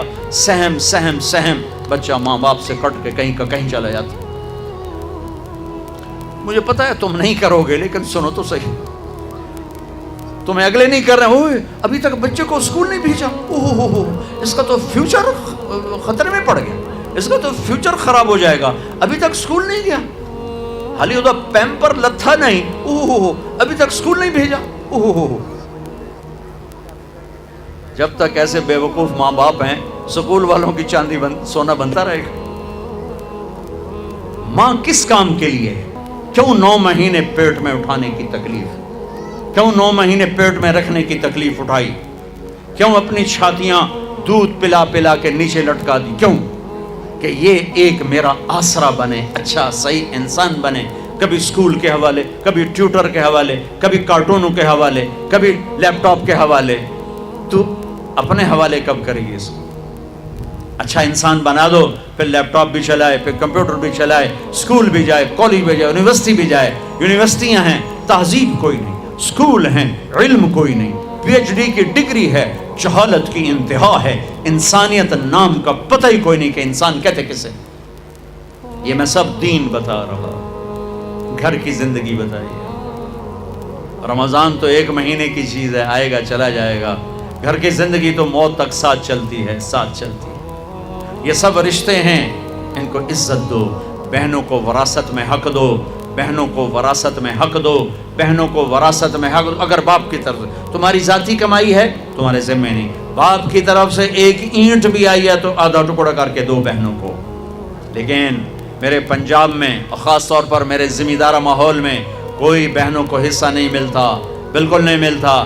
جیلی انگوٹھے لگوا کے زمین اپنے نام کروا لیتے ہیں۔ یہ ظلم و ستم ہر گاؤں میں ہے، ہر جگہ پر ہے۔ اور جس نے بہنوں کا حق کھایا، سارا رزق حرام ہو گیا، سارا رزق حرام ہو گیا۔ میرے نبی نے فرمایا جس کو اللہ نے 2 بہنیں دیں، اس نے ان کا حق ادا کیا، ان کے ساتھ حسن سلوک رکھا تو جنت اس کے لیے واجب ہوگی۔ آج کی بہن اپنے بھائی سے باپ کی وراثت میں سے حصہ نہیں مانگ سکتی، کہتا بے غیرت ہے، یا حصہ لے لے یا بائیکاٹ، حصہ لے گی تو بائیکاٹ۔ میرا رب کہہ رہا ہے للذکر مثل حظ الانثیین، او میرے بندو میں نے بیٹی کا حصہ بھی رکھا ہے، میں نے بیٹے کا حصہ بھی رکھا ہے۔ مجھے پتہ نہیں تمہارا ماحول کیا ہے، لیکن میرے ذمہ دارہ ماحول میں کوئی بیٹی بھائیوں سے، کوئی بہن بھائیوں سے زمین نہیں مانگ سکتی، اسے ذلیل کر کے تباہ کر دیں گے، ذلت کی آخری سیڑھی تک اسے چڑھائیں گے۔ زمینہ مانگتی ہے ساڑھے کولو، زمینہ مانگنی ہے ساڑھے کولو۔ میرے والد مرحوم نے سب سے پہلے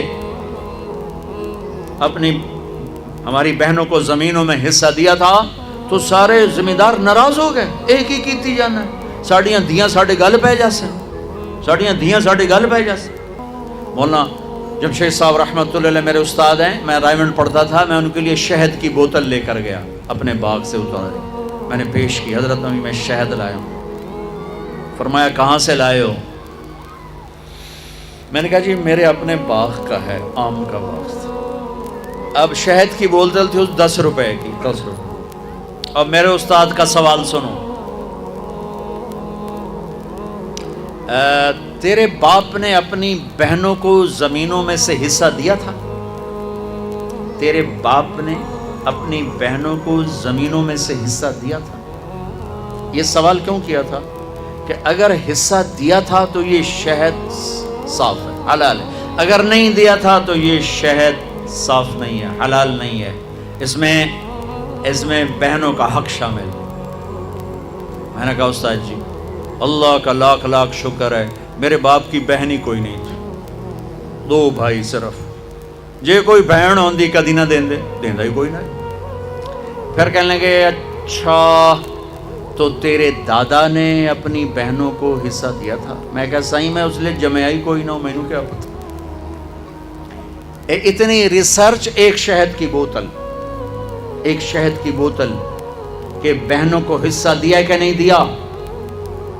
آج میرے دیس میں بہنوں کو حصہ نہیں دیا جاتا، نہ پٹھان دیتے ہیں ما جعل علیکم فی الدین من حرج، میں نے تو تمہارے دین میں کوئی تنگی کوئی سختی رکھی کوئی نہیں۔ یہ کہاں سے تم کہہ رہے ہو کہ دین پہ چلنا بڑا مشکل؟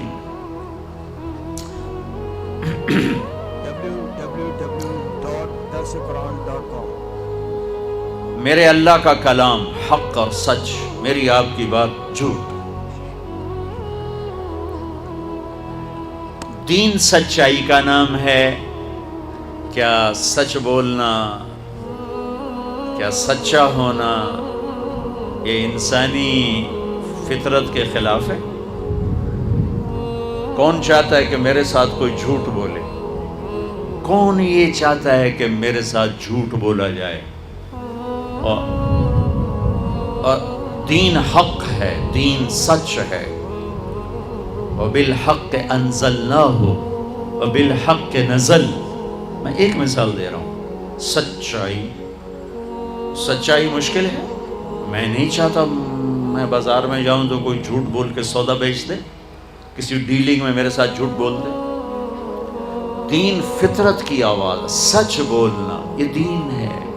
ایک اللہ کی پوجا یہ دین ہے، محمد مصطفیٰ صلی اللہ علیہ وسلم کی غلامی یہ دین ہے، ماں باپ کی محبت یہ دین ہے، بیوی سے محبت یہ دین ہے، بیوی کی خامن سے محبت یہ دین ہے، خامن بیوی کی آپس میں وفا یہ دین ہے، فحاشی سے بچنا یہ دین ہے، شراب زنا سے بچنا یہ دین ہے، سود جوئے جھوٹ قتل سے بچنا یہ دین ہے، ماں باپ کا اولاد کو شفقت دینا یہ دین ہے، اولاد کا ماں باپ کا ادب کرنا یہ دین ہے، بازار میں صحیح تولنا یہ دین ہے، سچ بولنا یہ دین ہے، وعدے پر پورا اترنا یہ دین ہے، وعدے سے نہ پھرنا یہ دین ہے، سودا کر کے مکر نہ جانا یہ دین ہے، وعدہ کر کے وقت پہ پیسے پہنچانا یہ دین ہے، نظروں کو حیا کے ساتھ جھکانا یہ دین ہے،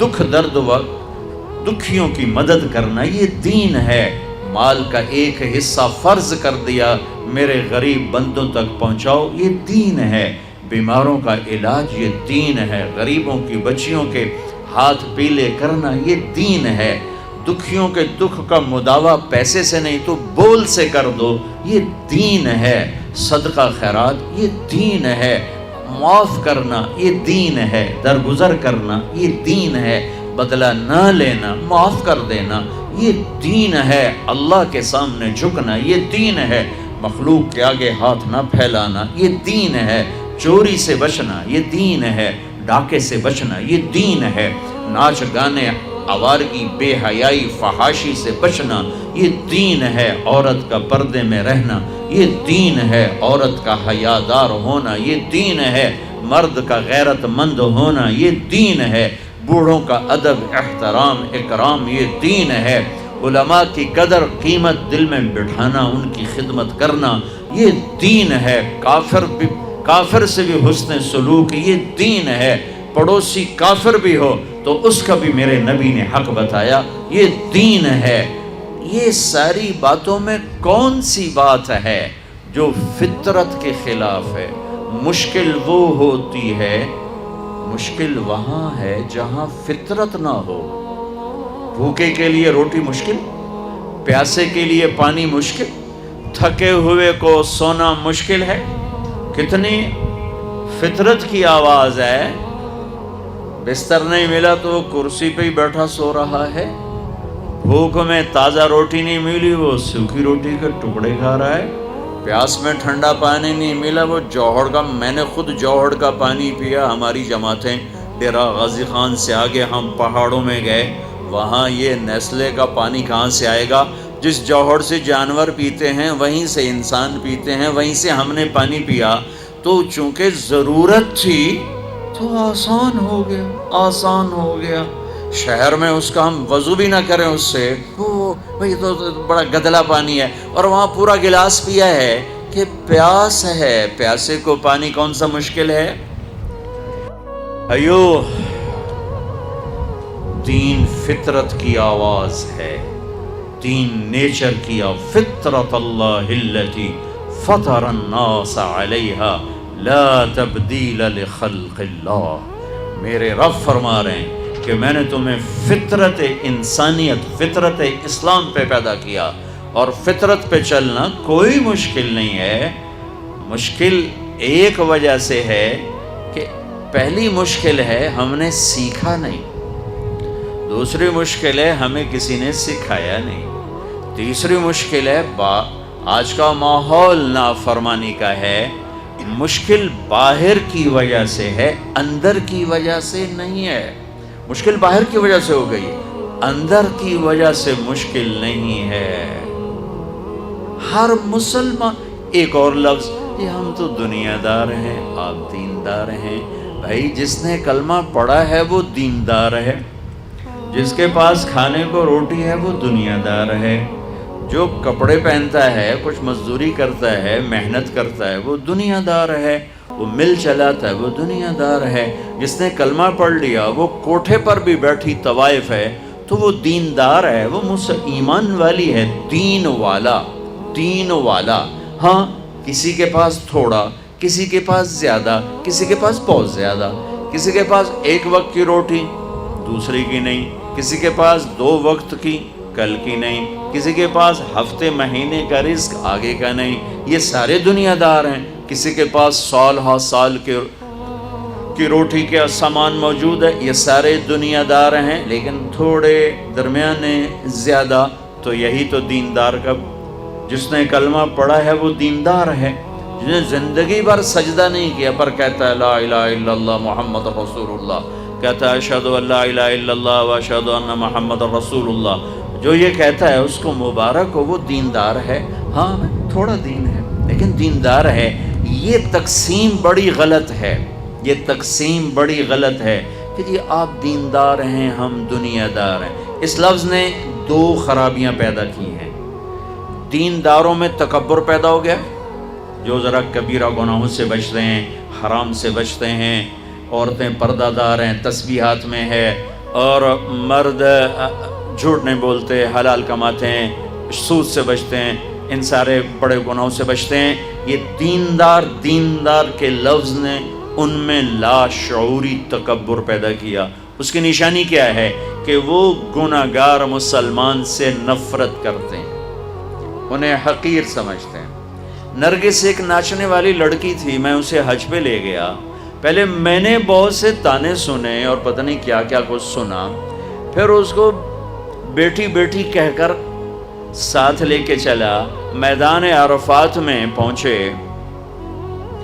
تو شام کو وہ بہت زارو قطار رو رہی. جب شام ہوئی کیا ہوا؟ کہ میدان عرفات میں تو اللہ کہتا ہے میرا بندہ آج اتنے گناہ لے کے آ جتنے بارش کے قطرے، آئے ہائے، جتنے ریت کے ذرے، واہ، جتنے درختوں کے پتے قربان جاؤں، جتنے گردش ایام میں بننے والے دن اور رات، ان کے گھڑی اور گھنٹے، لا اتنے گناہ لے کے آ. ہے کوئی دنیا میں اتنے گناہ کرنے والا؟ میرے رب کی قسم ساری دنیا کے انسان مل کر گناہ کریں تو اتنے نہیں بن سکتے. اور میرا اللہ یوں ایک مرد ایک عورت سے کہہ رہا ہے آج میرے دربار میں آ. تو آ گئی، تو آ گیا. لا کتنے ہیں؟ بارش کے قطروں کے برابر، جی ہاں، درختوں کے پتوں کے برابر، ریت کے ذروں کے برابر، گردش ایام میں بننے والے دن رات کے برابر. 25 ارب سال سے دن رات بن رہے ہیں، 25 ارب سال سے دن رات بن رہے ہیں. اچھا ایک دفعہ کہہ یا اللہ معاف کر، وہ کہتی ہے یا اللہ معاف کر، وہ کہتا ہے یا اللہ معاف کر، تو اس کے یا اللہ معاف کا فا بھی زبان پہ نہیں آتی کہ عرشوں سے آواز آتی جاؤ میں نے معاف کر دیا، جاؤ میں نے معاف کر دیا. تمہیں بلایا ہی اپنا بنانے کے لیے ہے. اب اوپر والا تو یہ کہہ رہا ہے اور نیچے کیا نظام چلا، وہ کیوں رو رہی؟ کہ میں وہ میٹرس بچھاتے ہیں عرفات میں بیٹھنے کے لیے، تو 3-4 خواتین بیٹھی تھیں پردہ دار تسبیح والی، وہ جا کے بیٹھی تو انہوں نے اس کو وہ بے عزت کیا کہ اٹھ جاؤ یہاں سے، تم اس قابل نہیں ہمارے ساتھ بیٹھو. ہائے ہائے ہائے.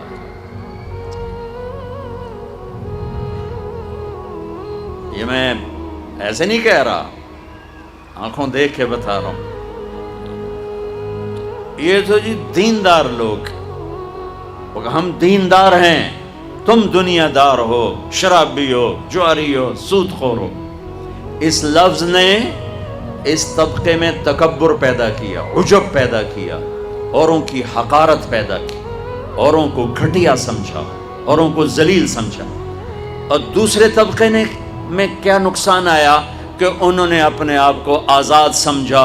شراب بھی چلی، زنا بھی چلا، سود بھی چلا، جھوٹ بھی چلا، قتل بھی چلا، ہیرا پھیری بھی چلی، ناچ گانا بھی چلا، گھنگرو بھی چھنکا، جام بھی چھلکا. آوارگی، جو ہم دنیا دار لوگ ہیں، جی ہم دنیا دار لوگ. اس چیز نے انہیں جانور بنا دیا، انسانوں سے نکال کے جانور بنا دیا، اور وہ بے لگام ہو گئے. جیسے گاڑی کا کنٹرول ختم ہو جائے تو وہ بے لگام ہوتی ہے، کسی دیوار میں ٹکرائے، درخت میں ٹکرائے، گاڑی سے ٹکرائے، اپنے سواروں کو مارے، اگلی سواری کے سواروں کو مارے. ایسے ہی جی ہم تو جی دنیا دار لوگ ہیں، ہم تو جی دنیا دار لوگ ہیں، اور یہ کہہ کر ہر حرام کو حلال کر لیا۔ ابے جھوٹ کیوں بول رہے ہو جی ہم تو دنیا دار لوگ ہیں؟ ابے سود کیوں کھا رہے ہو جی ہم تو دنیا دار لوگ ہیں؟ ابے یہ ناچ گانے کی محفلیں کیوں سجاؤ جی ہم دنیا دار لوگ ہیں؟ ابے رشوت کیوں لے رہے ہو جی ہم دنیا دار لوگ ہیں؟ نماز کیوں نہیں پڑھتے ہو جی ہم دنیا دار لوگ ہیں؟ روزے کیوں نہیں رکھ جی ہم دنیا دار لوگ ہیں؟ یہ اس تقسیم نے دو بڑے نقصان جو میں نے آنکھوں دیکھے کانوں سنے، انہی میں تو زندگی بیت گئی ہے، انہی میں زندگی بیت گئی ہے۔ اس تقسیم نے یہ بڑے نقصان پہنچائے۔ ہر مسلمان مرد عورت دیندار ہے، کلمہ جو پڑھتا ہے، ہر مسلمان مرد عورت دنیا دار ہے، کپڑے نہیں پہنے، چھت کے نیچے نہیں رہتا، روٹی نہیں کھاتا، کسی نہ کسی کمائی کے سلسلے میں لگا ہوا نہیں ہے، ہر مرد عورت دیندار ہے۔ ہاں لیول چھوٹا بڑا ہے تو مشکل اسلام نہیں، مشکل یہ ہے کہ سیکھا نہیں، مشکل یہ ہے کہ سکھایا نہیں، مشکل یہ ہے کہ ماحول میں سچ نہیں ہے۔ اور جب سارے جھوٹ بولیں تو سچ بولنا مشکل ہو جاتا ہے، سارے نماز چھوڑیں تو نماز پڑھنا مشکل ہو جاتا ہے، سارے روزہ چھوڑ رہے ہوں تو روزہ رکھنا مشکل ہو جاتا ہے، ساری بے پرد ہو جائیں تو پردہ کرنا مشکل ہو جاتا ہے، سارے وعدہ توڑنے والے ہوں تو وعدہ نبھانا مشکل ہو جاتا ہے۔ یہ مشکل باہر سے آئی ہے، اندر میں نہیں ہے۔ ایک اور آیت پیش کرتا ہوں، ایک اور آیت، ایک تو میں نے اللہ کی یہ بھی اللہ کا ہی فرمان ہے، لیکن وہ ایک اور اینگل سے تھا، یہ دوسرے اینگل سے۔ لقد کان لکم، یہ نکالو اس ویل میں، یہ نکالو، لقد کان لکم فی رسول اللہ اسوۃ حسنہ۔ واہ واہ، ربی ہے نا۔ اچھا، اللہ نے کیا خوبصورت لفظ استعمال کیا، حسنہ۔ کیا کہہ رہے ہیں کہ کراچی والوں، میرے نبی تمہارے لیے انتہائی خوبصورت نمونہ ہیں زندگی گزارنے کے لیے، میرے نبی کی زندگی میں تمہارے لیے خوبصورت نمونہ۔ یہاں آپ آخری نبی ہیں اور آپ پر آ کر نبوت مکمل ہو رہی ہے، شریعت مکمل ہو رہی ہے اور کتاب مکمل ہو رہی ہے، اور میں 3 لفظ حدیث سے پیش کرتا ہوں، اختم بکتابہم الکتب وبشریعتہم الشرائع وبدینہم الادیان۔ یہ پہلی کتابوں میں جو اللہ کا فرمان ہے وہ کہ میرے نبی آ رہے ہیں۔ یہ شاہ علیہ السلام نے ارشاد فرمایا پچھلی کتابوں کا کہ جن کی کتاب پر کتابیں ختم، جن کے دین پر دین مکمل، جن کی شریعت پر شریعت مکمل، جن کی کتاب پر کتابیں مکمل۔ اس سارے بیک گراؤنڈ میں لفظ آنا چاہیے تھا، لقد کان لکم فی رسول اللہ اسوۃ کاملہ، کہ میرے نبی کی زندگی تمہارے لیے مکمل نمونہ ہے، مکمل ضابطہ حیات ہے۔ اللہ نے کامل کا لفظ چھوڑ کر حسنہ، نیکی کو بھی کیا کہتے ہیں؟ حسنہ۔ سبحان اللہ، حسنہ کسے کہتے ہیں؟ خوبصورت، خوبصورت۔ میرے اللہ کہہ رہے ہیں میرے نبی تمہارے لیے بہت خوبصورت نمونہ ہے۔ نیکی کو کہا خوبصورت چیز، اپنے حبیب کی زندگی کو کہا خوبصورت نمونہ۔ یہ خوبصورت کا لفظ کیوں فرمایا ہے کہ میرے بھائی بہنوں، حسن، خوبصورتی کسی دلیل کی محتاج نہیں ہوتی۔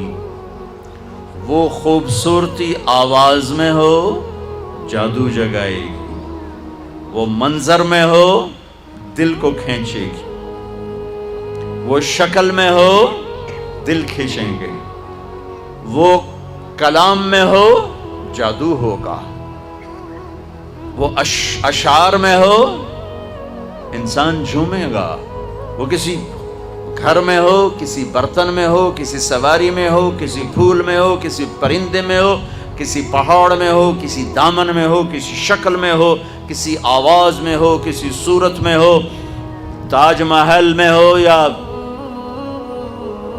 ہمالیہ پہاڑ میں ہو، خوبصورتی کو دلیل نہیں چاہیے سوائے اندھے کے۔ ہر پڑھا لکھا ان پڑھ حسن سے متاثر ہوتا ہے۔ 14ویں رات کا چاند سر پر ہو اور کوئی کہے جناب اے 14ویں دا چاند سونا ہوندا ہے یا کوڑا ہوندا ہے، مینوں دلیل دیو، تے انہوں 100 لتر مارو کہ تیرے سرے 100 ایسا سے مار رہے ہیں کہ تیرا دماغ ہلے ہویا ہے۔ 14ویں دے چاند دی دلیل منگدا پہ سونا ہے کہ کوڑا ہے۔ اور میری سمجھو جو پنجابی سرائکی، میں بیچ میں اپنی زبان کی طرف چلا جاتا ہوں، معاف کر دینا، تم کراچی والے کیا سمجھو گے؟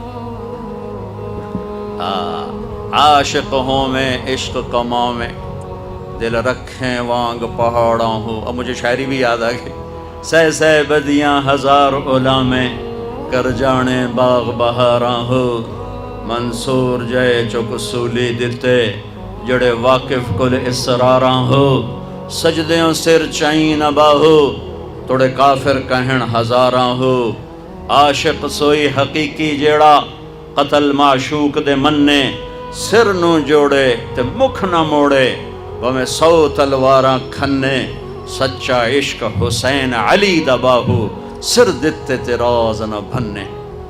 تمہیں سمجھ میں آئے نہ آئے، مجھے مزہ ضرور آیا۔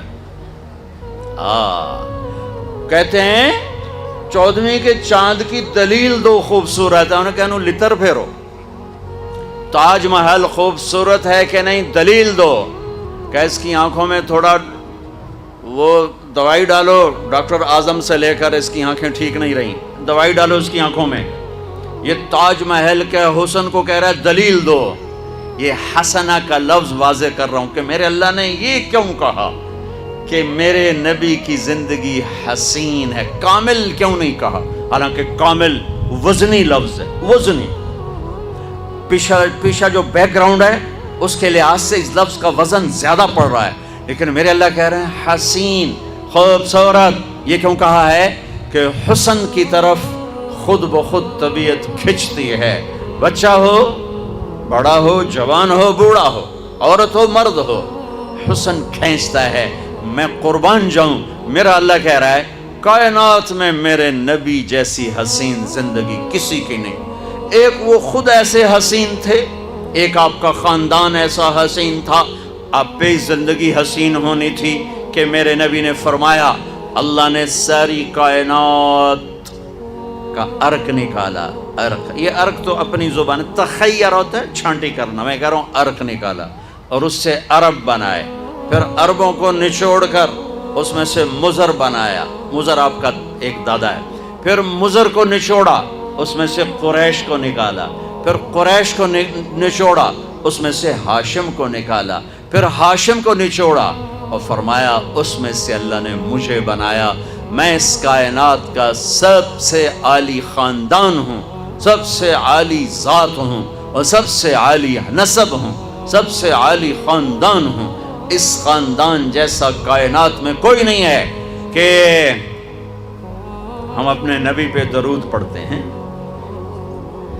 لیکن میرے نبی نے کہا میرے اوپر درود کافی نہیں ہوگا، میری آل پر بھی پڑھنا پڑے گا۔ اللہم صلی علی محمد وعلی آل محمد۔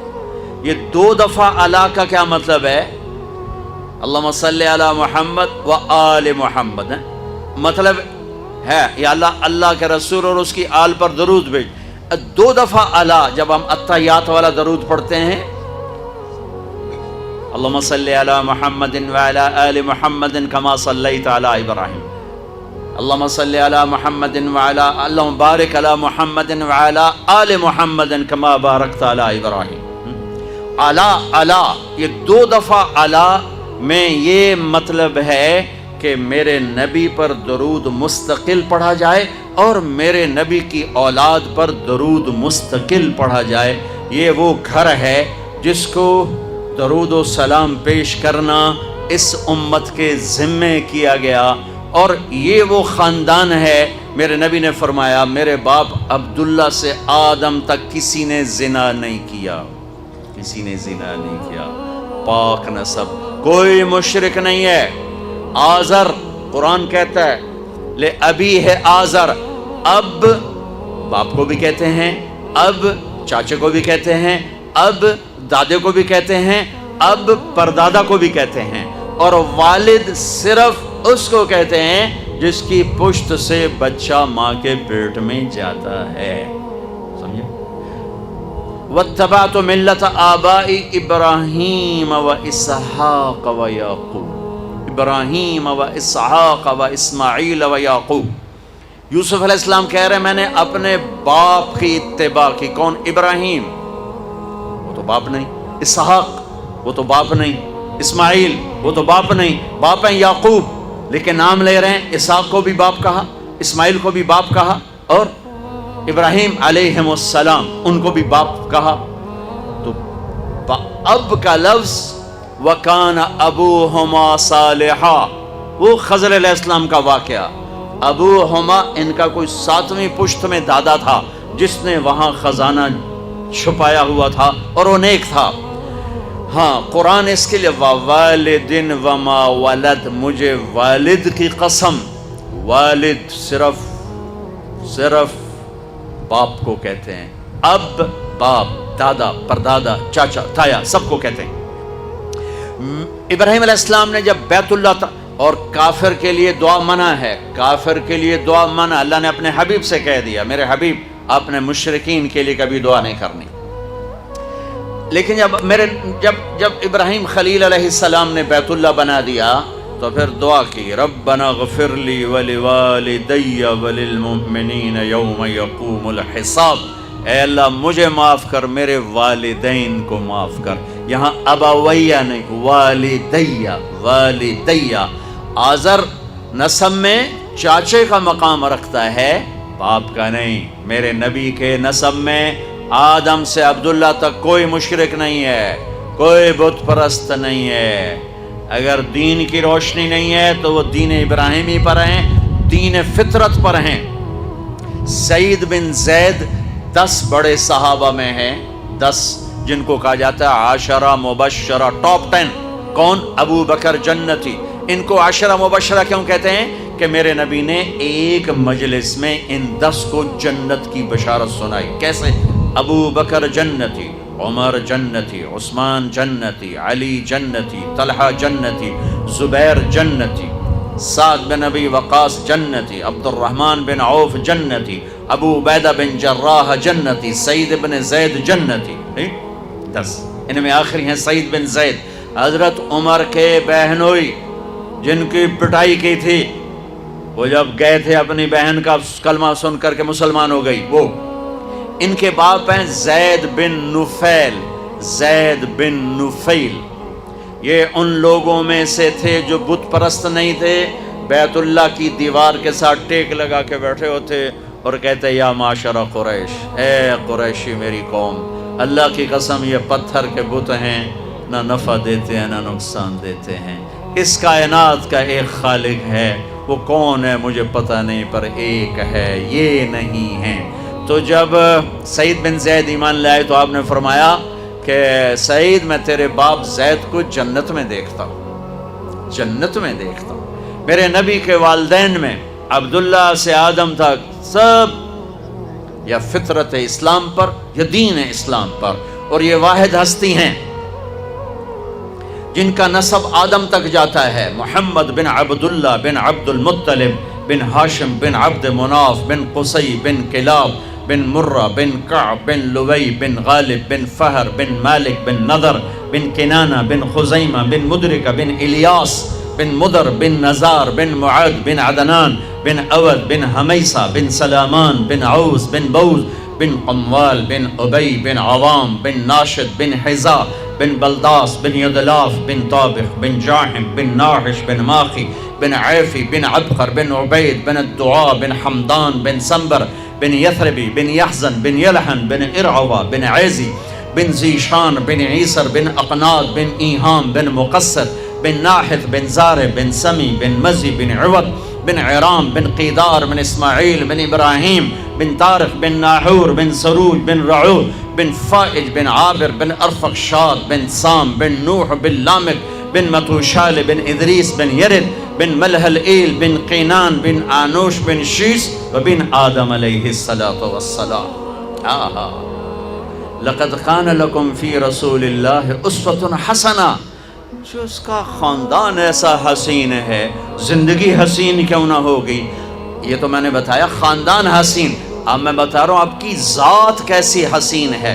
لقد جاءکم رسول من انفسکم، لقد جاءکم رسول من انفسکم، اس لفظ کو دونوں طرح پڑھ سکتے ہیں. میں نے پہلے واضح کیا ہے لقد جاءکم رسول من انفسکم، سب سے نفیس، عالی نسب، عالی حسب، عالی خاندان.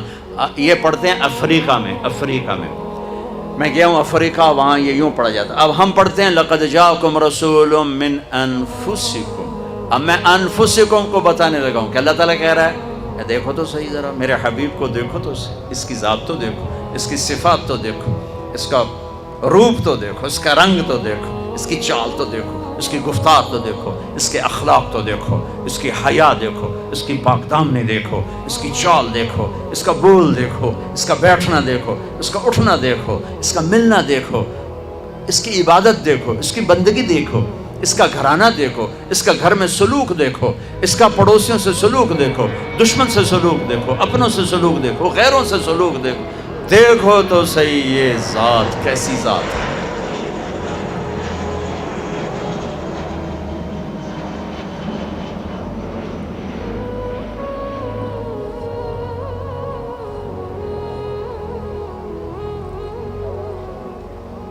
میرے نبی کیسے تھے؟ کان فخما مفخما، بڑے پرکشش، بڑے بارو، اطول من المروع واقصر من المشذب، نہ بہت لمبا قد نہ بہت چھوٹا، درمیانے سے کچھ لمبا، لیکن ایک معجزہ نبوت، ایک کرامت رسالت، لمبے سے لمبے قد والا جب میرے نبی کے ساتھ کھڑا ہوتا تھا تو آپ کا قد سر اس سے اونچا ہوتا اور دوسرے کا نیچا ہوتا تھا. آپ کے برابر کوئی ایسے نظر نہیں آیا، ہمیشہ آپ کا سر بلند ہوتا تھا، دوسروں کا نیچے ہوتا تھا. اور جب وہ جدا ہوتا تو آپ اپنے اصل قد میں نظر آتے، اور جب وہ قریب آتا تو آپ ایسے اونچے نظر آتے تھے. میرے رب نے اپنے حبیب کے سر کو ہمیشہ اونچا رکھا ہے. جو اس کا غلام بنے گا اس کا سر بھی اونچا ہو جائے گا. اللہ کی قسم پیسے سے اونچے نہیں ہو سکو گے، شہرت سے اونچے نہیں ہو سکو گے، طاقت سے اونچے نہیں ہو سکو گے، مال دولت سے اونچے نہیں ہو سکو گے، عہدوں ڈگریوں سے، کاروبار مل سے، فیکٹریوں سے اونچے نہیں بن سکو گے. اونچائی چاہتے ہو تو اس کے پیچھے چلو جس کے سامنے آسمان بھی سکڑ گئے اور منتہا بھی اسٹیشن بنا اور عرش بھی اسٹیشن بنا اور سارے نور کے پردے اٹھ کر اللہ اور حبیب اللہ آمنے سامنے ہوئے. اتنی بلندیاں جو لے کر آئے ان کے پیچھے چلو گے تو بلندیاں ملیں گی. یہ کیا پیسے کا پجاری، یہ کیا مال کا پجاری، یہ کیا دھن دولت کا پجاری، یہ کیا کاروبار کا پجاری، یہ کیا کرسی کا پجاری، یہ دنیا دھوکے کا گھر، یہ مچھر کا پر، یہ مکڑی کا جالا، اس پہ ایمان کا سودے کرنے والا، اس پہ غیرت کے سودے کرنے والا، اس پہ ضمیر کو سلا دینے والا، اس پہ حیا کو بیچ دینے والا، دنیا اور آخرت کا ناکام شخص ہے، ناکام عورت ہے. اللہ کی قسم یہ مٹ جانے کا گھر ہے، یہ ٹوٹ جانے کا گھر ہے، یہ وچھوڑے دی جائے، وچھوڑے دی جائے. یہ رہنے کی جگہ نہیں ہے. تو کہ حرص و ہوس کو چھوڑ میاں، متدیس بدیس پھرے مارا، قزاق اجل کا لوٹے ہے، اجل موت کو کہتے ہیں، قزاق ڈاکو کو کہتے ہیں، قزاق اجل کا لوٹے ہے، دن رات بجا کر نقارا، کیا بدیا بھینسا بیل شتر، کیا گونی پلہ سر بھارا، کیا گیہوں چاول موٹ مٹر، کیا آگ دھواں اور انگارا، سب ٹھاٹھ پڑا رہ جائے گا جب لاد چلے گا بنجارا۔ اٹھتے جنازے دیکھو، ہاں ڈیڈ باڈی، مولانا طارق جمیل کہلانے والا، اس کے بچے کہیں گے میت، جنازہ، ڈیڈ باڈی۔ بادشاہ ملک، سلطنت کا مالک مر گیا، ولی عہد کہے گا میت اٹھاؤ، جنازہ اٹھاؤ، ڈیڈ باڈی اٹھاؤ، کوئی نہیں کہے گا اماں جی کو اٹھاؤ، کوئی نہیں کہتا ماں جی کو اٹھاؤ، اولاد کہتی میت اٹھاؤ، میت اٹھاؤ۔ یہ اس کے لیے ایمان بیچ دوں، اللہ کو ناراض کر دوں، آخرت کے سودے کر دوں، اس دھوکے کے گھر کے لیے، اس مچھر کے پر کے لیے، اس مکڑی کے جالی کے لیے، میرے رب کی قسم، ساری دنیا پالی اور اللہ کھو دیا تو ہار گئے، اور ساری دنیا چھن گئی اللہ پا لیا تو جیت گئے۔ یہی تو حسین کا فلسفہ ہے کربلا میں، کہ ساری نسل ذبح کرا کے اللہ کو جو پایا تو کامیابی کے سہرے آہا آج تک گلے میں ہیں، سر میں سر کا تاج بنے، گلے کا ہار بنے۔ اور یزید اور اس کے چہلے چانٹوں نے ملک بچایا، اللہ کو چھوڑ دیا تو آج تک لعنت کا طوق ان کے گلے میں ہے، اور ذلت کا بدنما داغ ان کے ماتھے پر ہے، ان کی قبروں پر جہاں جہاں وہ نحوست اور لعنت اور پھٹکار برس رہی ہے۔ اور جو خون دے گئے، جان دے گئے، اولاد ذبح کرا گئے، نیزوں پہ چڑھ گئے، آل رسول نہیں، جگر گوشہ آل رسول تو بہت لمبی ہے، آج بھی کراچی میں ہوں گے، پوری دنیا میں ہیں، وہ جگر گوشہ رسول، وہ نواسہ رسول، اور یہ وہ جن کو میرے نبی نے کہا اللہ میں ان سے پیار کرتا ہوں، تو بھی ان سے پیار کر۔ اور آہا اگلی خوشخبری، اور جو ان سے پیار کریں ان سے بھی تو پیار کر، اور جو ان سے بغض رکھیں تو ان سے بغض رکھ، جو ان سے پیار کریں تو ان سے پیار کر، اللہ میں ان سے پیار کرتا ہوں تو بھی ان سے پیار فرما۔ اتنی بڑی ہستیاں جنہیں گود کھلایا، جنہیں کندھوں پہ بٹھایا، جنہیں کمر پہ بٹھایا، جو نماز میں سواری کر رہے ہیں اپنے نانا کی پشت پر بیٹھ کر، سجدہ لمبا کر دیا، بچے کو نہیں ہٹایا، سجدہ لمبا کر دیا۔ اتنی بڑی ہستی، ساری 5 بھائی، 3 بیٹے، 3 بھتیجے، کتنے بھتیجے، 17 میرے نبی کے خاندان کے ذبح ہوئے، لیکن مبارک ہو انہیں، ان کو اللہ مل گیا، اللہ مل گیا۔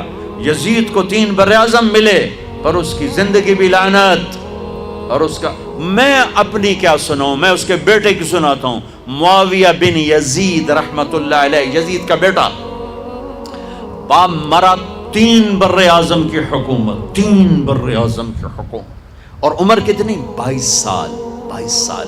یزید 42 سال کی عمر میں مر گیا تھا، جوانی میں، 40 دن حکومت کی، 40 دن، اور سارا بنو امیہ اکٹھا کیا، اور سارے سردار عرب اکٹھے کیے، ایک چھوٹا سا خطبہ دیا، کہا لوگو میرا باپ ظالم تھا، اس نے ظلم سے اس تخت کو قائم کیا، اور اس نے آل رسول کا خون بہایا، میں اس تخت پر لعنت بھیجتا ہوں جس کے نیچے حسین کا خون ہو، یہ ہے تمہاری حکومت، یہ ہے تمہارا تخت، جاؤ جس کو مرضی دے دو، مجھے نہیں چاہیے۔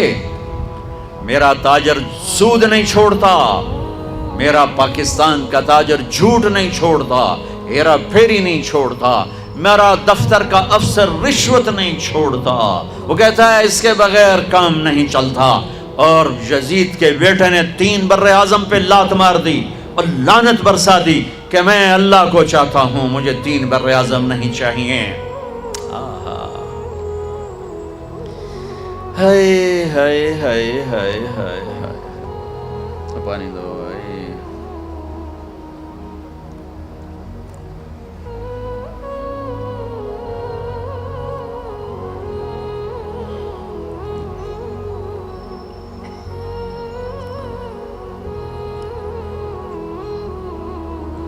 اطول من المربوع و اقصر من المشذب. گھرانہ، گھرانہ، گھر. میں تو اولاد پہ درود بھیجنے کا حکم، پر انہوں نے اللہ کو راضی کرنے کے لیے اپنا سب کچھ قربان کیا، پیغام پہنچا دیا کہ یوں اللہ کو راضی کیا جاتا ہے. کہ میں دوبارہ آتا ہوں. میرے نبی کیسے تھے؟ کیسے تھے؟ یہاں سے شروع کرتا ہوں. عظیم الہامہ، بڑا سر. بال کیسے تھے؟ رجل الشعر، نیم گھنگریالے بال، قول سیاہ. داڑھی کیسی تھی؟ کف اللحیہ، گھنی داڑھی، گھنی داڑھی، ایک مٹھ قدرتی، نیم گھنگریالے. کچھ سفید بال تھے، ہاں، داڑھی میں، سر میں 14 سفید بال تھے، اور ایک روایت میں 20 سفید بال تھے. اب نے ان کو کلر لگایا، مہندی لگائی، مہندی لگائی. نیچے آؤ. ماتھا کیسا تھا؟ واسع الجبین، کشادہ. چہرہ کیسا تھا؟ یتلالؤ وجہہ تلالؤ القمر لیلۃ البدر، 14ویں رات کے چاند کی طرح چہرہ چمکتا تھا. 14 رات. جابر بن سمرہ کہتے ہیں 14ویں کا چاند سر پہ تھا اور ہمارے محبوب ہمارے درمیان تھے. ہم مسجد کے صحن میں تھے کہ میں کبھی چاند دیکھتا، کبھی آپ کو دیکھتا. اور آپ نے سرخ دھاری دار چادر اوڑھی ہوئی تھی، ایک دھاگا سیاہ ایک سرخ. میں یوں دیکھتا پھر یوں دیکھتا تو مجھے میرے نبی چاند سے زیادہ حسین نظر آ رہے تھے. ماتھا. اب ایک ایک جز. ماتھا واسع الجبین، کشادہ. بھویں ازج، سوابغ من غیر قرن، 3 صفات. بھویں گھنی اور کمان کی طرح گول، جیسے عورتیں کر کے وہ میک اپ کر کے بناتی ہیں ایسے مصنوعی طرح گول. میرے نبی کی اللہ نے گول بنائی، پوری آنکھوں پر ان کو یوں گھمایا. اور من غیر قرن، یہاں بال نہیں، یہاں بال نہیں، چونکہ یہاں بال خوبصورتی کو گہنا دیتے ہیں، یہاں بال نہیں تھے. یہاں ایک رگ تھی، بینہما عرق یدرہ الغضب، یہاں ایک رگ تھی. جب آپ کو غصہ آتا تھا تو آپ اظہار تو فرماتے نہیں تھے ہماری طرف، آپ برداشت فرماتے تھے، لیکن اس کا جو ری ایکشن ہوتا تھا تو یہاں ایک رگ ایسے ایسے ایسے پھڑکتی تھی. نیچے آؤ. آپ کی آنکھیں کیسی تھیں؟ ادعج اور اشکل اور انجل اور ابرج اور احور اور اکحل، واہ واہ واہ، اور اہدب. 7 صفات ہے میرے نبی کی آنکھوں کی، اور جس کا خلاصہ یہ ہے کہ ایسی آنکھ کبھی اللہ نے کسی کو دی ہی نہیں، ایسی آنکھ بنائی ہی نہیں. آنکھیں پرکشش ہوں تو باقی کمزوری کو بھی وہ چھپا دیتی ہیں. سارا چہرہ خوبصورت ہو، اکھ آ جاوے چین چو تو سارا حسن ہی بیڑا بڑھ جاندہ ہوتا. تو میرے نبی کی آنکھ ادعج، موٹ، اشکل، لمبی، اس میں سرخ دھاریاں، اکحل، بغیر سرمے کے سرما، اہدب، یہ بال بڑے لمبے چمکدار، انجل، ابرج، اہدب، احور، اکحل، ادعج، اشکل، اکحل، یہ سب میرے نبی کی آنکھ کا حسن و جمال ہے، کمال ہے. کہ جب ایسے آپ آنکھ اٹھاتے تھے، آپ حیا کی وجہ سے آنکھ اٹھا کے مردوں کو بھی نہیں دیکھتے تھے. عورت تو عورت سے ملتے تھے، عورتوں سے ملتے تھے، لیکن آنکھ نہیں اٹھتی تھی حیا کی وجہ سے. میری نسل رات کو ساری رات کیا تباہی، بے حیائی، بے غیرتی میں ڈوبی ہوئی دیکھ رہی ہے. ہمیں مارنے کے لیے ایٹم بم نہیں چاہیے، ہماری بے حیائی ہمیں لے ڈوبے گی اگر توبہ نہ کی. آپ یوں دیکھتے تھے. یہ آپ کے دیکھنے کا میں نہیں کر، لفظ کا ترجمہ کر رہا ہوں. جل نظر الملاحظہ، اس لفظ کا آپ دیکھتے تھے کنکھیوں سے نظریں جھکا کے.